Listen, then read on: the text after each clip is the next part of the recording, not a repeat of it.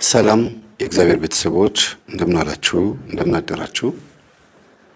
አሜን። የአምላካችን የጌታችን የመድኃኒታችን የኢየሱስ ክርስቶስ ስሙ ከአጽናፍ እስከ አጽናፍ ከፀሐይ መውጫ እስከ ፀሐይ መጥለቂያ በፍጥረት አንደበት ሁሉ የተመሰገነ ይሁን። እንደ እግዚአብሔር ፍቃድ ዛሬ ይዤላችሁ የመጣሁት የህይወት ገጠመኝ 91ኛ ነው። በዚህ የህይወት ገጠመኝ ከባለፈው የቀጠለ ድንገት የቀረበ ሳይሰለች የኔንም አከታትል አቅርበው ተብዬ አቅርቤዋለሁ። የኔንም ስላችሁ የባለ ታሪካችን ማለት ነው። የአባካኝ ሴት እና የእልህኛ ሴት እንዲሁም የጸበኛ ሴት ገጠመኞችን እያቀረብኩ ያለሁት ወንዶች ላይ መመጣበት ጊዜ አለ ብዬ ተነጋግረናል። ከእንግዲህ ከ94 ወይም ከ95 በኋላ ደግሞ የወንዶችን ገጠመኝ አንድ ላይ አመጣለሁ።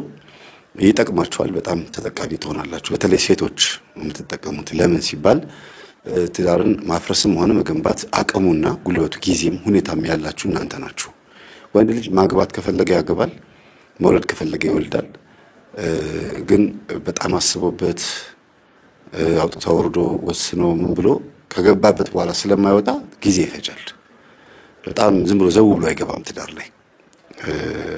ኃላፊነትም የሚጣለው እሱ ላይ ስለሆነ እናንተ እንደምታስቡት አይደለም። እናንተ ሰርግ ትወዳላችሁ፣ ድግስ ትወዳላችሁ፣ ትዳር ትወዳላችሁ፣ ልጅ መውለድ፣ ይሄ ሁሉ ነገር ቢሆን ደስ ይላችኋል።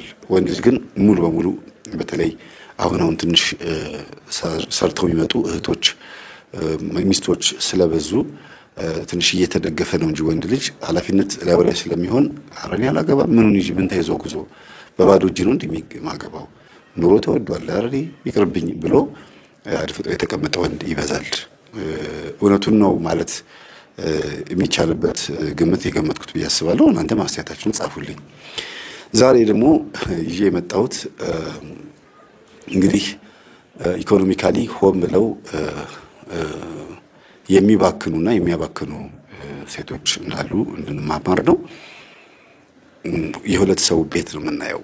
ገጠመኙ ራሱ ወደዛው ይዞን ይሄዳልና እግዚአብሔር ከዚህ ገጠመኝ የምንማረው ነገር ለኃጢአት መደምሰሻ፣ ለገነት መውረሻ፣ ለዲያብሎስ ድል መንሻ ያድርግልን። መልካም ቆይታ።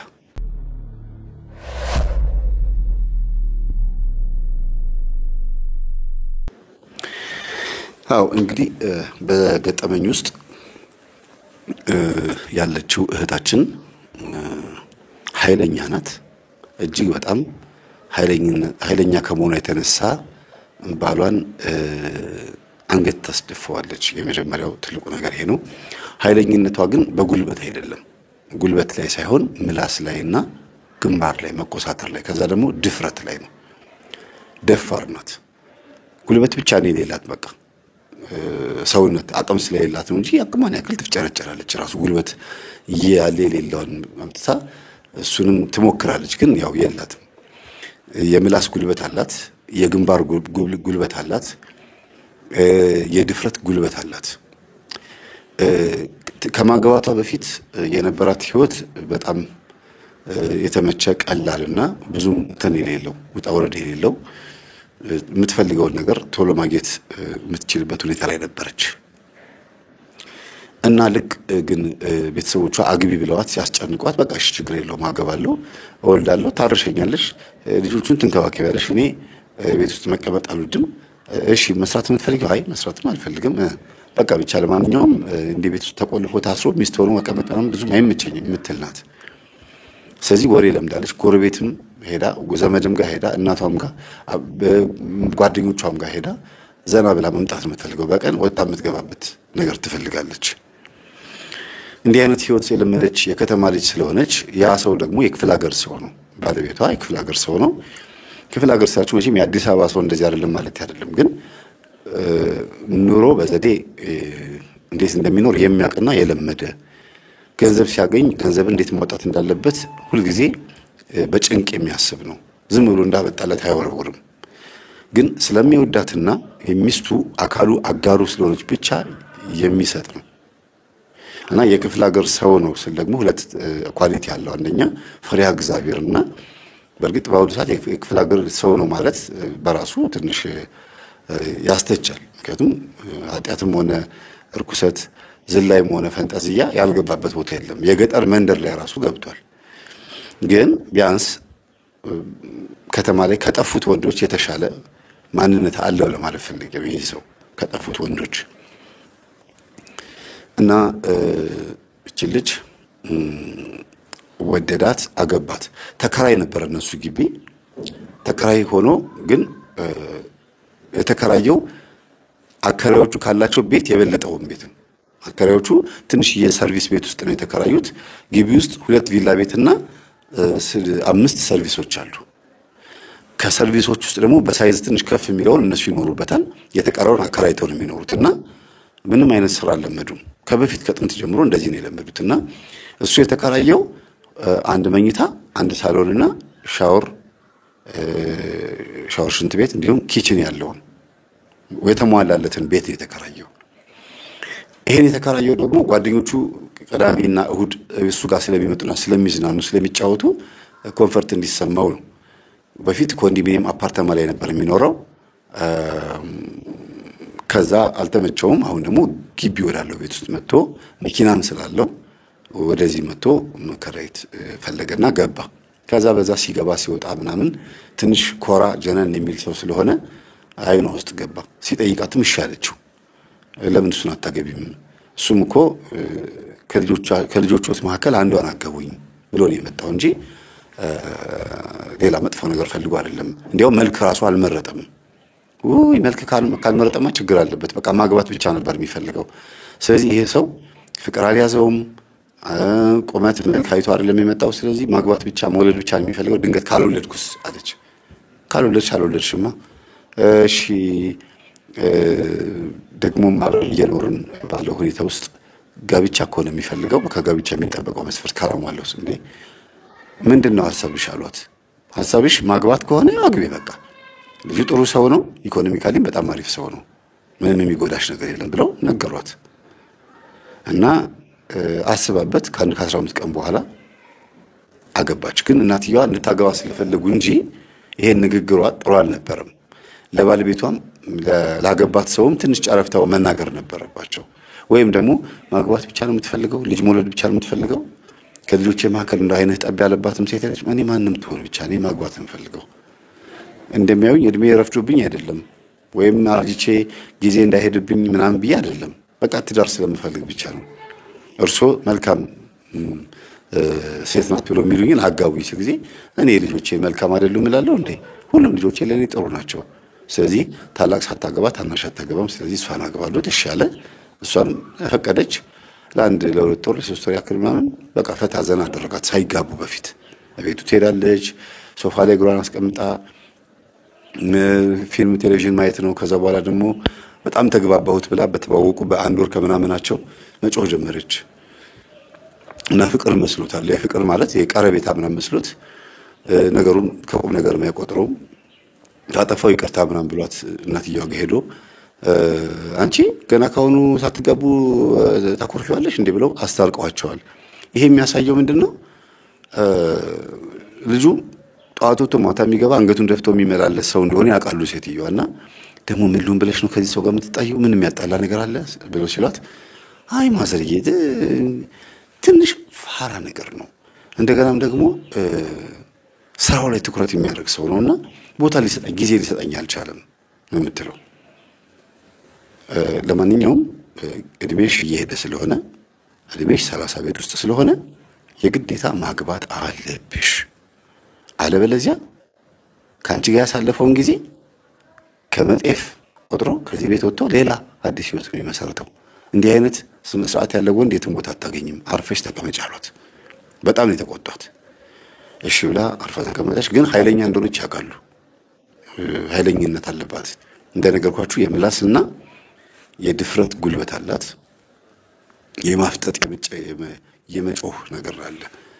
ከዛ ውጪ ኖርማል ከሆነና የምትፈልገው ከተሟላላት ከገንዘብ ጋር በተገናኘ በተለይ የሚያስፈልጋት ነገር ከተሟላላት ሁሉ ወዳጇ ነውና በተወሰነ መልኩ ናርሲስት የሚባሉት ሰዎች በተለይ ራስ ወዳድ ራስና አምላኪዎች ግለኝነት ጥሩ ባልሆነ መንገድን ራሳቸው ላይ የገነቡ ሰዎች ባህሪ ይታይባታል።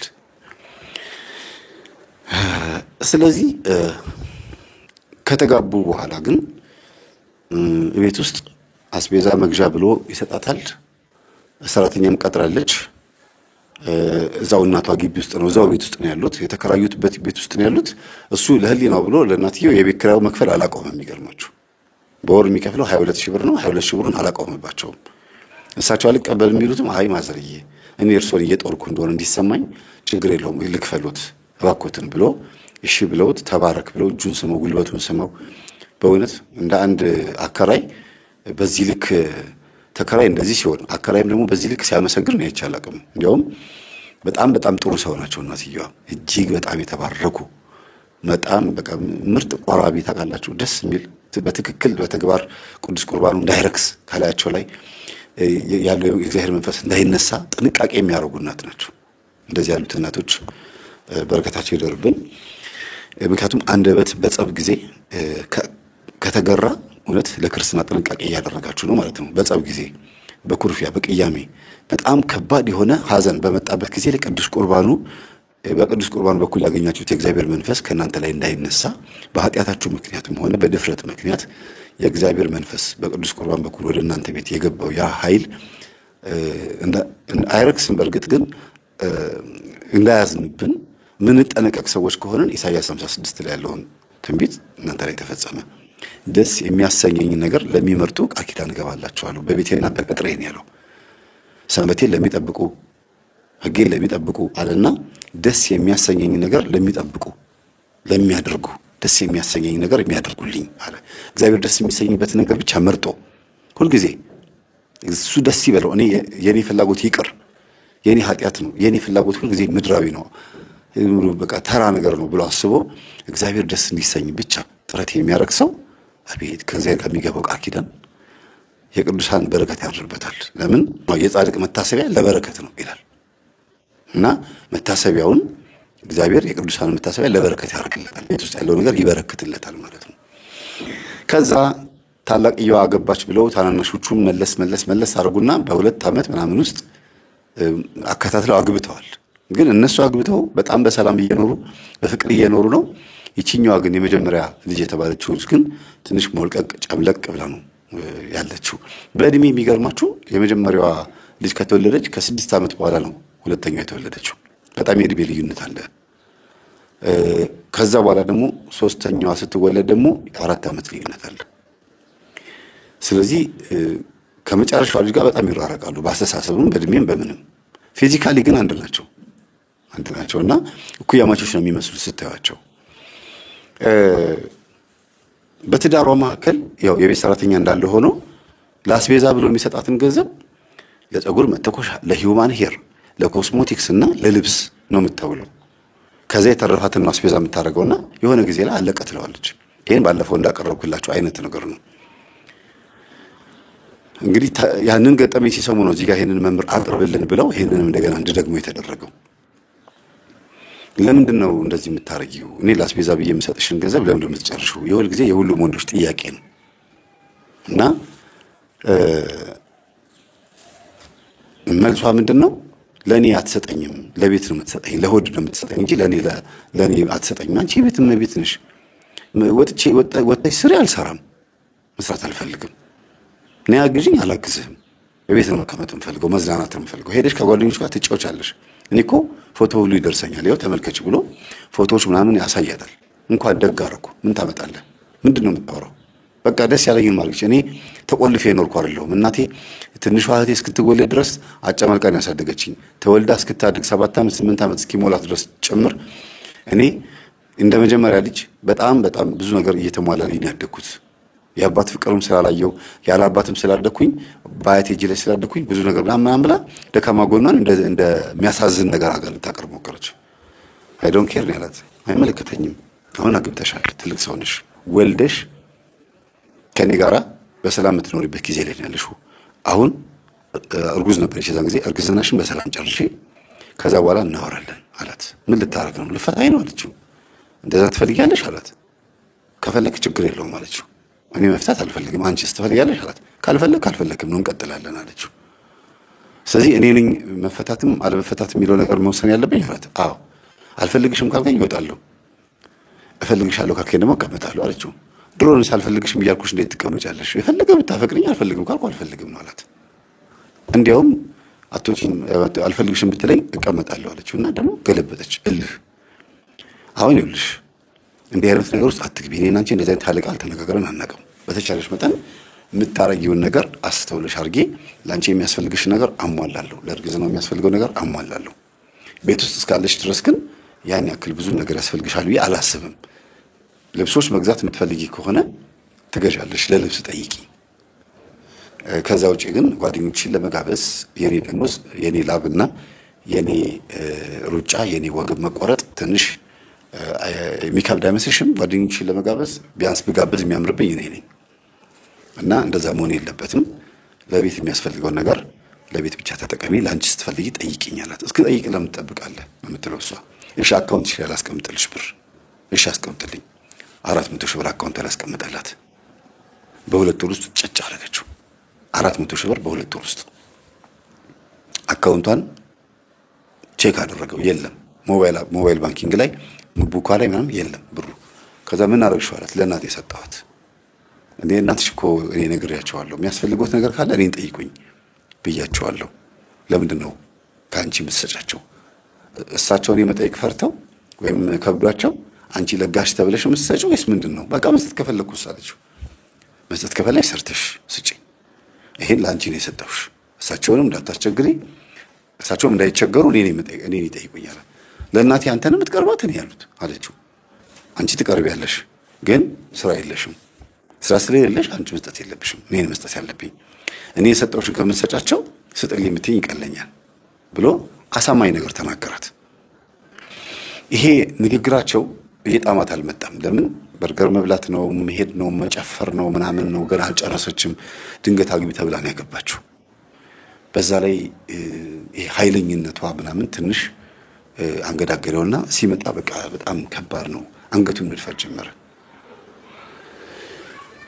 ከጊዜ በኋላ ሲጋቡ ሚዜ ሆኖ የነበረው ለማስታረቅ በሚል ሰበብ ቤት መምጣት ምናምን ጀመረና ከወለደች በኋላ ሁለተኛ ልጅ መድገም አለባችሁ ብሎ እያለ ያው ወልዳ አንድ አመት ምናምን ይሆናቸዋል። እና ሚዜው በተደጋጋሚ ሲጣሉ አይቶ ይመጣል። በዛ የተነሳ በዛው ያው ችግር ውስጥ ይገባሉ። የቤት ሰራተኛዋን ታባራታለች። ለልጄን ያላንስ ብላ ታባራትና ከሚዜው ጋር ችግር ውስጥ ትገባለች። እናትየዋ የሚኖሩት በዚህኛው ግቢ ነው፣ እሷ የምትኖረው እዚህኛው ግቢ ነው። ለሁለት ከተጋቡ በኋላ ግቢው ታጥሯል። የራሴን ግቢ ፈልጋለሁ ብላ ሳጠረቻቸው እናቷን። ከዛ የበር መውጫ ከጓሮ ነው የሆነው። ስለዚህ ሲገባም ሲወጣም እናትየው አያዩም ማለት ነው። ግን በጸሎት ነው የሚያግዟት እና ግንኙነት ጀምራለች። ሩካቤ ምናምን ጀመረች። ይሄ ሰው ሚስቱን ትሪት ለማድረግ ባለ ታሪካችን ማለት ነው። ሚስቱን ትሪት ለማድረግ ወይም ደግሞ ለመንከባከብ ባህሪዋን ለመቻል ብሎ እኔ በሌለውበት ቀን ከእናቷ ጋር ምን ያወራሉ፣ ከመጡ ከሰራተኛው ጋር ምን ታወራለች የሚለው ለማወቅ ኦዲዮ ሪከርድ አድርጎ ነው ሄደው። ድምጽ ሪከርድ አድርጎ ነው ሄደው። ይሄ ድምጽ ሪከርድ ማድረግ የፈለገበት ማን ምክንያት ይሄ ቢሆንም ግን ደግሞ አንዳንድ ጊዜ ሰው ሚስጥራዊ ሲሆንባችሁና ባህሪው አልጨበጥ ሲላችሁ ለማወቅም ታደርጋላችሁ እኮ። ለመግራት ባይሆንም እንኳን ለማወቅም እንዲሁ ታደርጋላችሁና ይሄ ሰው ግን በቃ እኔ እስቲ ያልገባኝ ነገር አለ፣ የሆነ ያልተረዳኋት ነገር አለ፣ ምንድነው ብሎ ነው። የሚገርማችሁ እንደ ወንድ ማሟላት የሚገባውን ከቤት አስቤዛ ጀምሮ እስከ የባል ማንነት ጭምር ጓደኛ ሆኖ ቀርቦ የሚያስፈልጋትን ነገር እያሟላ እያዝናናት ከመጨፈር ውጭ መጨፈር አይወድም። መደነስ መጨፈር አይወድም። በዚህ ነው ፋራ የምትለውና ይሄን ሁሉ ነገር ያሟላላታል፣ ደስ ይላታል። ግን ደግሞ ሌላም የለመደች ናት። ስለዚህ የለመደች ጦጣ ሁልጊዜ ሸምጣጣ የሚባል ተረት ታውቃላችሁ አይደለም? እና ይሄንን ድምጽ ማታ መጥቶ ሲሰማው አንገቱን ደፍቶ ማልቀስ ጀመረ። በጣም አዘነ። ብናገራት ጥላት ወጣለች፣ ወልዳለች፣ እናቷም ያፍራሉ። እኚህን የመሰሉ የተባረኩ እናት፣ እኚህን የመሰሉ ጸሎተኛና ቆራቢ እናት ላሳዝናቸው እንደዚህ አግኝቻት ነው፣ በዚህ እንደዚህ አርጊያት ነው፣ ይሄ ነገር ነው ብሎ መናገር ከበደው በጣም። እና ለእናትየዋ ክብር ሲል ወልዷል ለልጁ ሲል ከዛም አልፎ ተርፎ ደግሞ ጓደኛው ከሱ ጋራ በስራ ሼር አንድ ላይ ናቸው የሚሰሩት ሚዜው ማለት ነው አብረው ነው የሚሰሩትና ስራዬ ይበላሽብኛል ብዙ ነገር የሚፈራረስብኝ እና ራሴን ልጠላ እችላለሁ ብሎ አስቦ አንድ ሚስቱ ስታመነዝር እያየ ጸጥ አለ እና ግን ምን እንደሚያደርገው ያለው አሽሙር ሾርኔ ሽሙጥ የሚባሉ ቃላቶች አሉ አይደለም በዚህ ቃላቶች ትንሽ ወጋ ማድረግ ጀመረ ለምን ድንገት ካወቁ ከገባቸው እንደው ነገሩ እንዲያቆሙት ብሎ ምንድነው ያደረገው ምሳ በሚበሉበት ሰዓት ሚዜው ሊያስታርቅ መጥቶ ምሳ እየበሉ ሶስት ናቸው ያሉት ሶስት ስንግ ቃሪያ ማቅረብ ነበረባት ሁለት ስንግ ቃሪያ ያቀረበችው አንድ ለባሏ አንድ ለሚዜው እና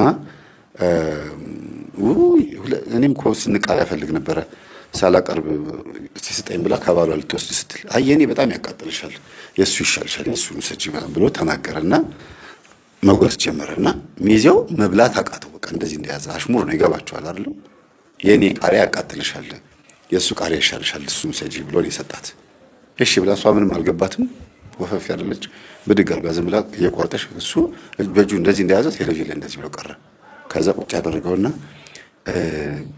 በቃኝ ልሂድ በቃል በቃ ሰራለት ማለት ነው ከዛ ስራ ቦታ ላይ ሲገናኙ እንደ ድሮ አይደለም ስራው እየተሰራ ነው ግን ጓደኝነታቸው እንደ ድሮ አይደለም እንዳወቀበት አውቋል ግን ለሷ ደውሎ ምንድነው እንደዚህ ብሎ ተናገረው አላት ባለቤትሽ እንደዚህ ብሎ አለ እንዴ ምን ለማለት ፈልጎ ነው አለች አንቺ ፋራ አንቺ ነሽ ወይስ ባልሽ እሱስ ደህና አድርጎ ወጋ እኔ ገብቶኛል የባልሽን ጸባይ እኔ ነኝ የማውቀው አብሬው ስለሙል አንቺ ጧት ወጥቶ ማታ ስለሚገባ ባህሉን አታውቂውም ንግግሩ በጣም ሰምና ወርቅ ያለው ነው የኔ ቃሪያ ያቃጥልሻል የሱ ቃሪያ ይሻልሻል ብሎ የተናገረበት ምክንያት አስቢ ብሎ ይላታል ከዛ ድንግጣ ወይኔ አውቆብኛል ነቅቷል እንደ ሰውዬ ወይስ ድንገት የተናገረው አይ ይሄ ፋባ ከዝም ብለ ነው ፋራ ስለሆነ ዝም ብሎ እንደ ድንገት የመጣለት አንተ ነው ሌላ ነገር የጠመዘዝከው ስትል ጊዜ ኖ እኔ ገብቶኛል አለ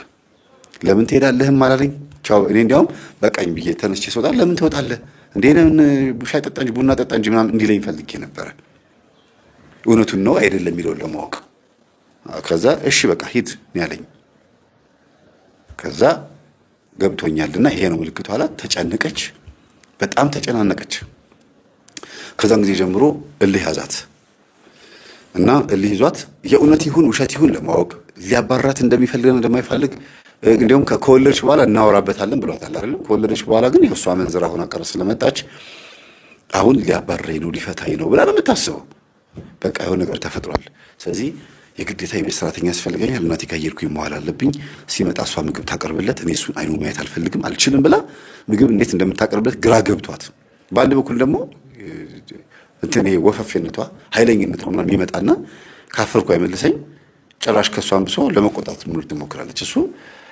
ይቅርታ ደክሞኝ ነው የመጣሁትና ምግብ ነው መብላት የምፈልገው እንጂ ነገር መብላት አልፈልግም እና ደክሞኛል ባይሙሮዬ ነገር መብላት አልፈልግም ባፌ ግን ምግብ መብላት ፈልጋለሁ ምግብ አቅርቢልኝ ብሎ ሲናገራት ነው ሰራተኛ እየቀጠረችው ትረዱኛላችሁ ያስባለሁ ከዛ ሰራተኛ ምግብ አቀረበችለት ቁጭ ብሎ ኳስ ይወዳል ኳስ ያያል ፊልም ያያል በጣም ኳስ ስለሚወድ እንዲያውም አንዳንድ ይወጣ ብሎ አንዳንድ መዝናኛ ቦታ ላይ ሄዶ ኳስ አይቶ ነው የሚመለሰው ግን ሳይጠይቃት አያደርገው ትሄጃለሽ ከኔ ጋራ ኳስኒ ወይም ደግሞ እንዝናና የምትፈልጊው ነገር አለ ልጁን ይዘን እንሂድና ሻቡን አልበልሽ ይላታል በጣም የሚገርመው ትልቅ ሪስፔክት ነው ያለው ከዛ አልፈልግም ነው የምትለው ምን ሆነሻል ለምንድን ነው የምትቆጨው ይሄ ሁሉ ጊዜ ንግግሩ ነው ተቆጣው እኔ አልተቆጣሁም ብላ ስትናገር ራሱ ተቆጣ ነው እና ይስቀና ዝም ይላል እና ንቀት ማለት ሆም ብሎ ማይፈታት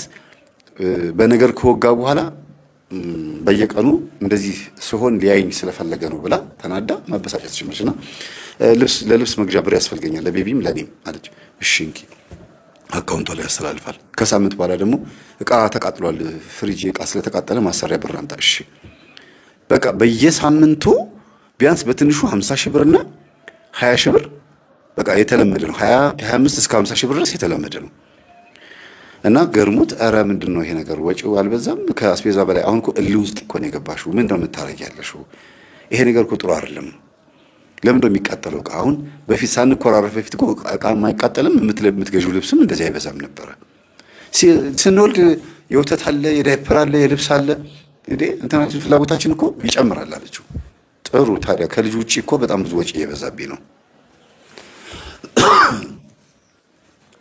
ልጁ የሚተኛ የነበረው ከነሱ ጋር ነበረ ለብቻው መተኛት አለበት ብላ ደግሞ አልጋ አስገዝተዋለች ግን እንደሚያለቅስና አብሯት እንደሚተኛ ታውቃለች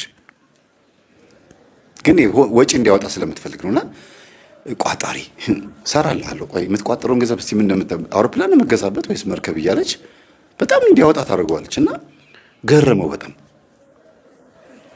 እንዴ ኧረ ተይ እባክሽን እኔ በጣም ወጪ እየበዛብኝ ነው አሁን ከዋናው ንብረቴ ላይ እያነሳሁኝ ያለሁት ለተቀማጭ ብዬ ካስቀመጥኩት ላይ ያለው ነገር ጨርሼ ሌላ የሥራ ብር እያነሳሁ እየሰጠሁሽ ነው ይሄ ነገር እንዴት ነው አልበዛም ማለት ልውሃ በጣም በዛ የምትለብሳቸው ልብሶች ሽፈኖች ምናምን በቃም በተለይ ቀሚስ ሽፈን ብራንድ የሆኑ ልብሶች ምናምን በጣም ታዘውትራለች እና ይሄንን ጭቅጭቃቸውን ግን አንድ ተከራይ ያውቃል እዛ ካሉት ከተከራዮች ውስጥ ያውቃል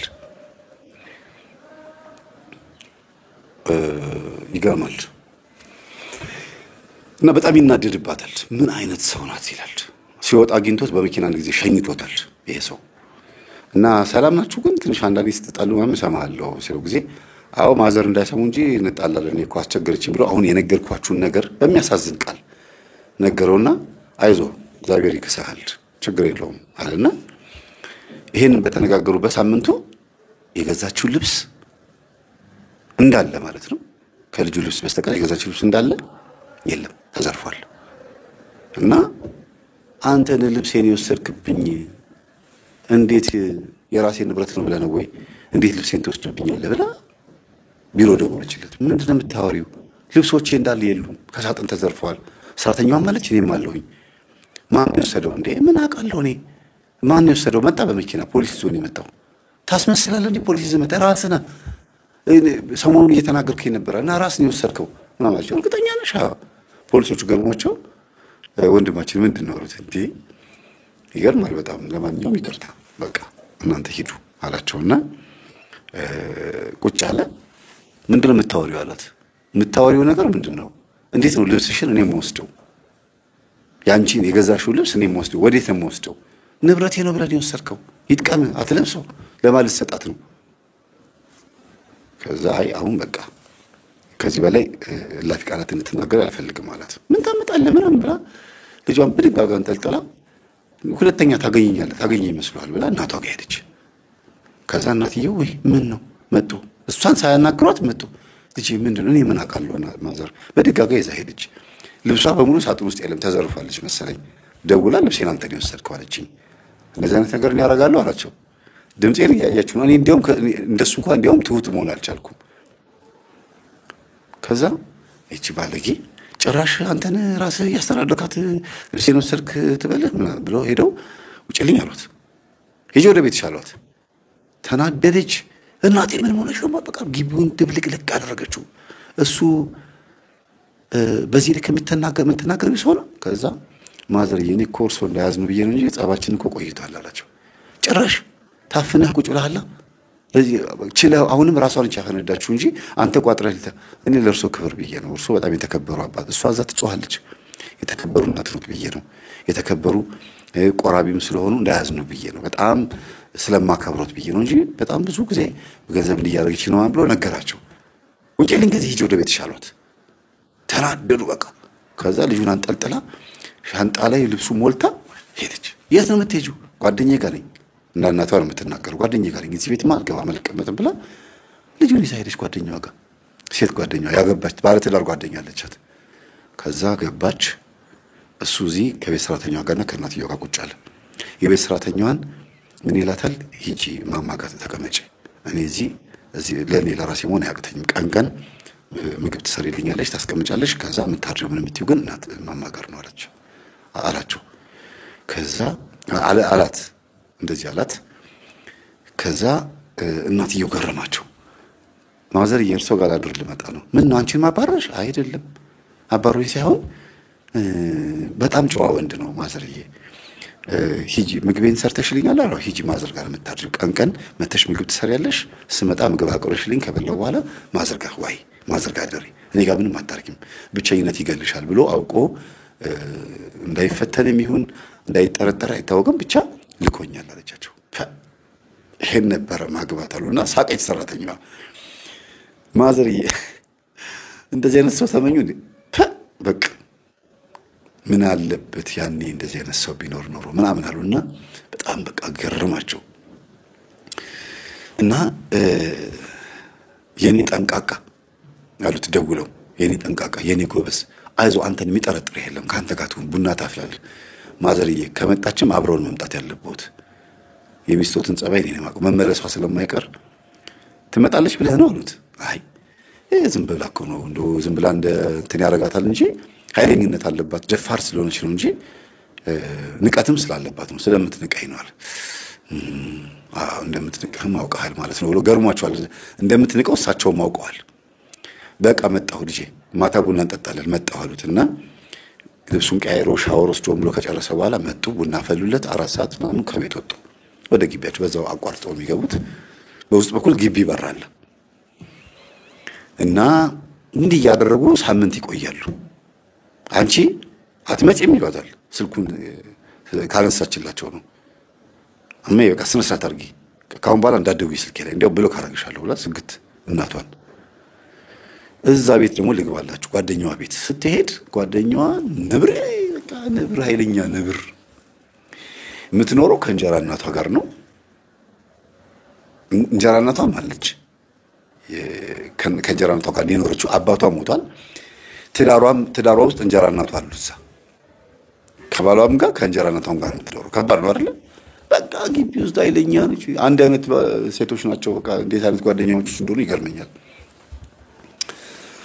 ባሏን ቁጭ ብድግ ነው የምታረገው፣ ትሰድበዋለች። ያ ብቻ አይደለም፣ ከዛም አልፎ ደግሞ ባልየውም ራሱ ጠጥቶ ነው የሚገባው። ይሰድባታል፣ ይመታታል፣ ቀጥቀጣን የሚያረጋት የሃይኗ ብልዝ ይላል። ከዛ ደግሞ እንደገና እሷ ከሄደች ጋር 2 ተደባድበዋል። እንደዚህ ነው የምትኖሪው ይሄ 2 ዓመት አለቻት። አዎ እባክሽ ምን አባቱ ያመጣል? ምንም አያመጣም ምትላታለች። ደግሞ ጠዋት ወይ ብትለያዩ አይሻልሽም? ስታ ጊዜ እኔ እቺ የተቀመጥኩት ልታለያይ ነው እንደመጣሽው በእንደት ብትይ እንኳን ሂጂ ስታ ጊዜ አረኔ ይቅርታ አለቻት። አይ እንደዚህ የተደበደብሽ እየተመታሽ ከዛ እዛ ቁጭ ብላ የራሷን ባል ነው የምታስበው። አያችሁ አንዳንድ ጊዜ መጣላት ከቤት ምቅር ብሎ መውጣት ጥቅም አለው። ሰው ጋር መሄድ በራሱ የሰውን ህይወት ማየት በራሱ ትልቅ ጥቅም። ለዚህ ነው ገጠመኝ የምናቀርበው። ትልቅ ጥቅም አለው ገጠመኝ። ትልቁ ጥቅሙ የሰውን ቤት እንድናይና የራሳችን ቤት እንድናስተካክል ነው የሚያሳየው። ነጸብራቅ ነው፣ ኤኮ ነው፣ የገደል ማሚቱ ነው። እና የእንጀራ እናቷ ድርጅት አላቸው። ባሏ የሚሰራው የእንጀራ እናቷ ድርጅት ውስጥ ነው። እና ከባሏ ጋር ጸብ ምንድነው? ዝረፍ፣ ስረቃት፣ እኔ እኮ እዛ እንዳልሰራ ልጅ እኮ እዚህ ስለማሳድግ ነው፣ ወይ ደግሞ አንተ እዚህ ሁና ልጁና ጡት አጥባ እኔ ሄጄ ድርጅቱ ላይ ልስራ አለችው። እና በዚህ ነው የሚጣሉት ብዙ ጊዜ ጸባቸው። እንጀራ እናትየዋ ደግሞ ትንሽ ጆሮ አይሰማም፣ ግን በስሟ ነው ድርጅቱ። እና ሴትዮዋን አትወዳትም፣ ልትዘርፋት ነው የምትፈልገው። ገንዘብ ታባክናለች፣ የድርጅቱን ገንዘብ ታባክናለች። ለራሷ የሚያስፈልጋትን ደግሞ አትይዝም። ለምን? በደሞዝተኛ ስለሆነች ሞክሪው አላት መጀመሪያ። እሺ ነይ ሞክሪውና አብረሽ ነይ ስሪና ሰራተኛ ቀጥረሽ። አይ ሰራተኛ አያስፈልግም፣ ይሄው እሷ እዚህ ስለመጣች አብራን እስካለች ድረስ ትቀመጣለች፣ ችግር የለውም፣ እኔ 1 ሳምንት ሄጂ ስራውን ልየው አለችው። ከዛ አንቺ በቃ እዚህ ሁኚ፣ እኔና ባለቤቴ ስራ ላይ እንውላለን፣ የስራውን ጸባይ ሊየውና አሪፍ ከሆነ ሰራተኛ ቀጥሬ አንቺም ከኛ ጋር ትሰሪያለሽ አለቻት። እሺ ሄደች። ስራውን ስታየው የሚዘረፍ ስራ አይደለም። ገንዘቡ ቀጥታ የሚገባው በሞባይል ባንኪንግ ወደ አካውንት ነው የሚገባው። ከዛ ላይ መውሰድ አይቻልም፣ ወደ ሴትዮዋ አካውንት ነው የሚገባው። ብር አምጪ ለማለት ሴትዮዋን ደግሞ አምናበት ተፈርማበት ለምን እንደሚወጣ ኦዲት አድርጎ ምናምን ነው። እና አንዳንድ ስራዎች በጣም ከባድ ናቸው። ግን ያም ሆኖ ልጄ ናት ብለው ስለሚያስቡ ለእሷ ኃላፊነትን ሰጧት፣ ውክልና። ከዛ አብኳካችሁ፣ በቃ ገንዘቡን ዘረፈች፣ ወሰደች። አሁንም ግን እሷ ገንዘብ የምትወስዱ ምን የምትለው ግን ቤት ለመግዛት አይደለም፣ ምንም አይደለም። መጠጥ ትወዳለች፣ ጫት ትወዳለች፣ ጫት ትቅማለች። እና መጋበዝ ትወዳለች። ያው አንድ ናቸው ሲገባበዙ ነው የሚተዋወቁት። ራሱ ጭፈራ ላይ የሚተዋወቁት እቺ ባለ ታሪካችንም ጭምር። ከዛ ጫት ላይ ግን የለችበትም፣ መጠጥ ላይ ያለችበት ሽሻ ምናምን ላይ በቃ ቤቱ ላይ እንደፈለገች ነው የምትሆነው። ባሏ መጥቶ እቃውን ወደዛ ምናምን ብሎ ይገፈታተለዋል እንጂ አስውጪ ከዚህ ቤት እንዴት እንደዚህ ታመጫለሽ ምናምን አይላትም። እሱ ራሱ እንደዛው ስለሆነ እዛው ነው የሚውለው። አንድ ናቸው እና ገረማት። ጓደኛዬ እንደዛ ኩል ሆና መጣ ከኛ ጋር የምትዝናናው ከእንደዚህ አይነት ትዳር ላይ ነው። ለዚህ ነው ለካ የምትዝናናው። ይሄ ስለሚያስጨንቃት ነው። ሲታይ ስማርት ይመስላል ባሏ፣ ቆንጆ ወይም ደግሞ አሪፍ አራዳ ይመስላል። ግን እንዴት ነው ሚስቱን በክብካቤ መያዝ ያቃተው ምናምን ትልና የራሷን ባል ማሰብ ትጀምራለች። በኩልነቷ ይታያታል። ድርጅቱን በቃ ዜሮ አስቀረችው፣ ብክንክን አደረገችው። እና ሴትዮዋም ታመመች። እንጀራ እናቷ በጣም ታመመች። ምን ያህል ገንዘብ እየወጣ እንደሆነ በተወሰነ መልኩ ብታቅም ግን አትረዳውም። እና የእንጀራ እናቷን ንብረት እያባከነች ነው የሚመስላት፣ በቀል ነው የሚመስላት። ግን ሴትዮዋ ሞተች። ሴትዮዋ ስትሞት እዛ ቤት ለቅሶ ሆነ። ያው ሴትዮዋን ካሸኘች ካሰናበተች በኋላ ያከሰረችውን ያበለሸችውን በሙሉ ውክልና ስለተሰጣት እሷ ነች ልትወርስ የምትችለው። ሴትዮዋም አካውንቷ ላይ ያለውን ገንዘብ ምንም እንኳን ለሷ ይተላለፍ ባይሉም በብዙ ፕሮሰስ ለሷ እንደሚተላለፍ ይታወቃል አካውንት ላይ ያለው ገንዘብ። ምክንያቱም ውክልና እሷ ብቻ ነች የተቀበለችው፣ ሙሉ ውክልና ነው የተቀበለችው በነገራችን ላይ። እና በዛ ተደርጎ ብቻ በጣም ተናደረች። ወይኔ እኔ እኮ እንጀራ እናቴን የተበቀልኩ መስሎኝ ብዙ ነገር አጠፋፋሁኝ አወደምኩኝ ብላ በጣም እንዴት ብላ ታንሰራራ። የማይሆን ወንጀል ውስጥ ከተታለች። ከገቢዎች ጋር አገናኝተዋለች። ከአንዳንድ ብድርና ቁጠባ አገልግሎት ጋር ምናምን አገናኝታ ብድሩ ሳይከፈል አስቡት፣ ብድሩ ሳይከፈል ሌላ ብድር ተጨማሪ በሌላ በንብረቶቹ በሙሉ ብድር ተበድራለች። ገንዘቡን ደግሞ በተንተኑ አውጥተዋለች። 2 ሚሊዮን ብር 1 ሚሊዮን ብር ትበደርና ከዛ በኋላ ገንዘቡ ዜሮ ይገባል። እንዲህ ያደረገች ይቺም ወደ ትዳሯ ሳትመለስ 3 ወር ሙሉ ተቀምጣ፣ ይቺኛም ደግሞ አያቷን ከሸኘችው በኋላ በዚህ 3 ወር 4 ወር ውስጥ ባልየው ግራ እስኪገባው ድረስ ምንድን ያደረግነው ይሄንን ገንዘብ ወደ ምንድን ነው የገባው ሲባል የቤት ኪራይ፣ የሰራተኞች ደሞዝ ምናምን መክፈል ተጀመረ። ምክንያቱም ድርጅቱ እንዳይፈርስ ደግሞ ሌላ ተግዳሮት ውስጥ ገቡ፣ መንገዳገድ ውስጥ ገቡ። በዚህ ባለቤቴ በጣም የተከበረ ነው ማለት ነው። ይቅርታ አድርጉልኝ ብላ ቀስ ብላ ሹልክ ብላ መጀመሪያ ልጸልይ ወደ ባለቤቴ ከመሄድ በፊት ልጸልይ ብላ ልጇን ይዛ ቤተክርስቲያን ትሄዳለች። ፍቅር ቅድስት ልደታ ሜክሲኮ ትሄድና እመቤቴ ሆይ ባሌን በሰው ቤት ስላሳየሽኝ፣ ትዳሬን በሰው ቤት ስላሳየሽኝ አመሰግንሻለሁ። እኔ ክፉ ሰው ነኝ፣ አባካኝ ሰው ነኝ፣ ባለቤቴን በድየዋለሁ። እንዲህም አይነት ለካ ትዳር አለ፣ እንዲህ አይነት መሰዳደብ አንድ ቀን እንኳን ነክቶኝ አያውቅም፣ ገላምጦኝ አያውቅም። የሚያስፈልገኝ ነገር እየጠየቀኝ ለምንድን ነው የናቁት ግን ምን ሆኜ ነው እያለች እየተናገረች አይነ ጥላ ነዋ አለ ከኋላ። ዞር ብላ ስትል ጊዜ ጸበልተኛ ነች። እምነት ምናምን ፊቷን ጭቃ ምናምን ተቀባብታ ዝም ብላ ቁጭ ብላለች። በስመ አብ ወመንፈስ ቅዱስ አንቺ ነሽ ያወራሽው? እዛ ጊዜ እኛ ነን፣ እሱ አይደለችም። ይገባችኋል አይደል? ጸበልተኛ እምነት የተቀባች ጸበልተኛ ስትመልስ መልሱ አመላለሷ፣ እንደገና ደግሞ ፊቷን ሁኔታውን እስቲ አስቡት። ደግሞ ቀይ ናት ልጅቷ፣ እጇ ያስታውቃል። እና በስመ አብ ማናችሁ እኛ ስትይ አንቺና ጓደኞችሽ እዚህ ያሉ አለቻት። ምንም ስለመንፈስ አታውቅም። እኛ ነን፣ እሺ እኛ አይነ ጥላ ነን፣ እኛ ነን አለ። እሺ በቃ ይቅርታ ምንድነው አይነ? ከዛ ዞር ብላ አይነ ጥላ ምንድነው አለቻቸው። እዛ የሚሳለሙ ሰዎችን አጋንንት ነው ሰይጣን ነው ተይው አትደንግጪ አሏትና ተነሽና ሂጂ ቦታ ቀይሪ አሏት። ሄዳ ዞራ ቤተ ክርስቲያን ተሳልማ ስትመለስ አሁንም ቆማለች። ስሚ አሁን የለፈለፍሽውን በሙሉ የምናደርገው እኛ ነን። ባልሽ መልካም ጥሩ ሰው ስለሆነ አንወደውም። ቀኔ አግብቼሻለሁ፣ በቃ እኔ ያንቺ ባል ነኝ፣ ከኔ ውጪ ሌላ እንድታገቢ አልፈልግም ማለት። ደነገጠች። ክቡን ያለችው ስለ መናፍስት ምንም አይነት ግንዛቤ ስለሌላት እግዚአብሔር የእሷን መንፈስ የተጋለጠላት ሴት ጋር ወስዶ አናገራት። ግን እንዲህ አይነት አካሄዶች ትክክል ባይሆኑም እግዚአብሔር ያደረገው መንገድ ምንድነው? ይሄን ዘዴ የሚጠቀመው እግዚአብሔር ለምንድን ነው? አንደኛ አናመን ስንጠራጠር፣ በፍጹም ስንጠራጠር ነው። ሁለተኛ ስለ መናፍስት ምንም አይነት ግንዛቤ ከሌለን እንዲህ ነገር እንድንሰማ ያደርገናል። ከዛ ምንድነው አግብቼሽ የምትይው ራሷ አሁንም ከልጅቷ ጋር የምታወራው እኔ ያንቺ እኮ ሴት ነሽ ባሌ እንዴት ነው እንጂ ባሌ የምትሆኚው እኛ አይነ ጥላ ነን አይገባሽም እንዴ ብላ ድርግም አድርጋ በጥፊ ልትመታት ስትል የሚሳለም ሰው መጣ ነው ጃላ ሂድ ወደዛ ብሎ መንፈሱን ገፈተረው። ከዛ እየሳቀ እያሽካካ ሄደና ባልሽ ቤት ተቀምጧል እናትሽም አሉ ብሏት ሄደ። እናትሽም ባልሽም ቤት ተቀምጠዋል ሂጂ አሁን ከዛ በኋላ የሚጠብቅሽን ታያለሽ አላት መንፈሱ። ደነገጠች። ደወለች። ስትደውል እሺ ዛሬ ደግሞ ምን ታይቶሽ ደወልሽ አሏት። እናትየው ጋር የደወለችው የት ነሽ ያለሽው? ባልሽ ቤት ነኝ ያራንቺ ቤት አንቺ ተተሸሄድሽውን ቤት እሱ ብቻውን ሆነ ታዲያ ምን እናርግ ቡና እያፈላን ነው አሏት። ደንግጣ ስልኩን ዘጋችውና ሮጣ መንፈሱ ወዳለባት ልጅ ሄደች። ከዛ አረ ትመታሻለች አሁን ስትሰነዝርብሽ ትምታይ ችግር የለውም ብላ እዩት። እግዚአብሔር ሲያናግረን ማንሰማ ሰዎች መንፈስ ስለተናገረ ከዛ ሄደችና ልጅቷ ልትናገር ስለ ልጅቷ ደግሞ አቤት አለቻት። አሁን ስታናግሩ የነበር እናንተ አለች። አረ ራሴ ነኝ አለቻት ልጅቷ። ራሴ ነኝ አለች። አሁን እያናገሩ የነበረ አንቺ ላይ ሆኖ አይነ ጥላ ነኝ ምናምን እያለ እያናገረ የነበር አለቻት። ኦኬ አዝዤው ነበር እኮ እኔ ሳልፈቅድልህ ከማንም ሰው ጋር እንዳታወራ ብየው ነበር ብላ መቁጠሪያ ላይ አጣረገው ቻውጣችና እንትኑ ስር ዛፉ ስር ሌላታ በአስፓልቱ በኩል ያለው ማለት ነው በኮሌጅ በኩል ያለው ቅጥቅጥ አደረገችው። ቀጠቀጠችውና እኔ ሳልጠይቅህ እኔ ሳላናግር እኔ ምንም ሳልፈቅድልህ ሰው ጋር እንዳታወራ አላልኩህም አለችው። እኛ አይደለንም የራሷ ነው እኛ ጋር የመጣው የራሷ መጥተው ነው ያዋራት ከርቀት ተሰማለች።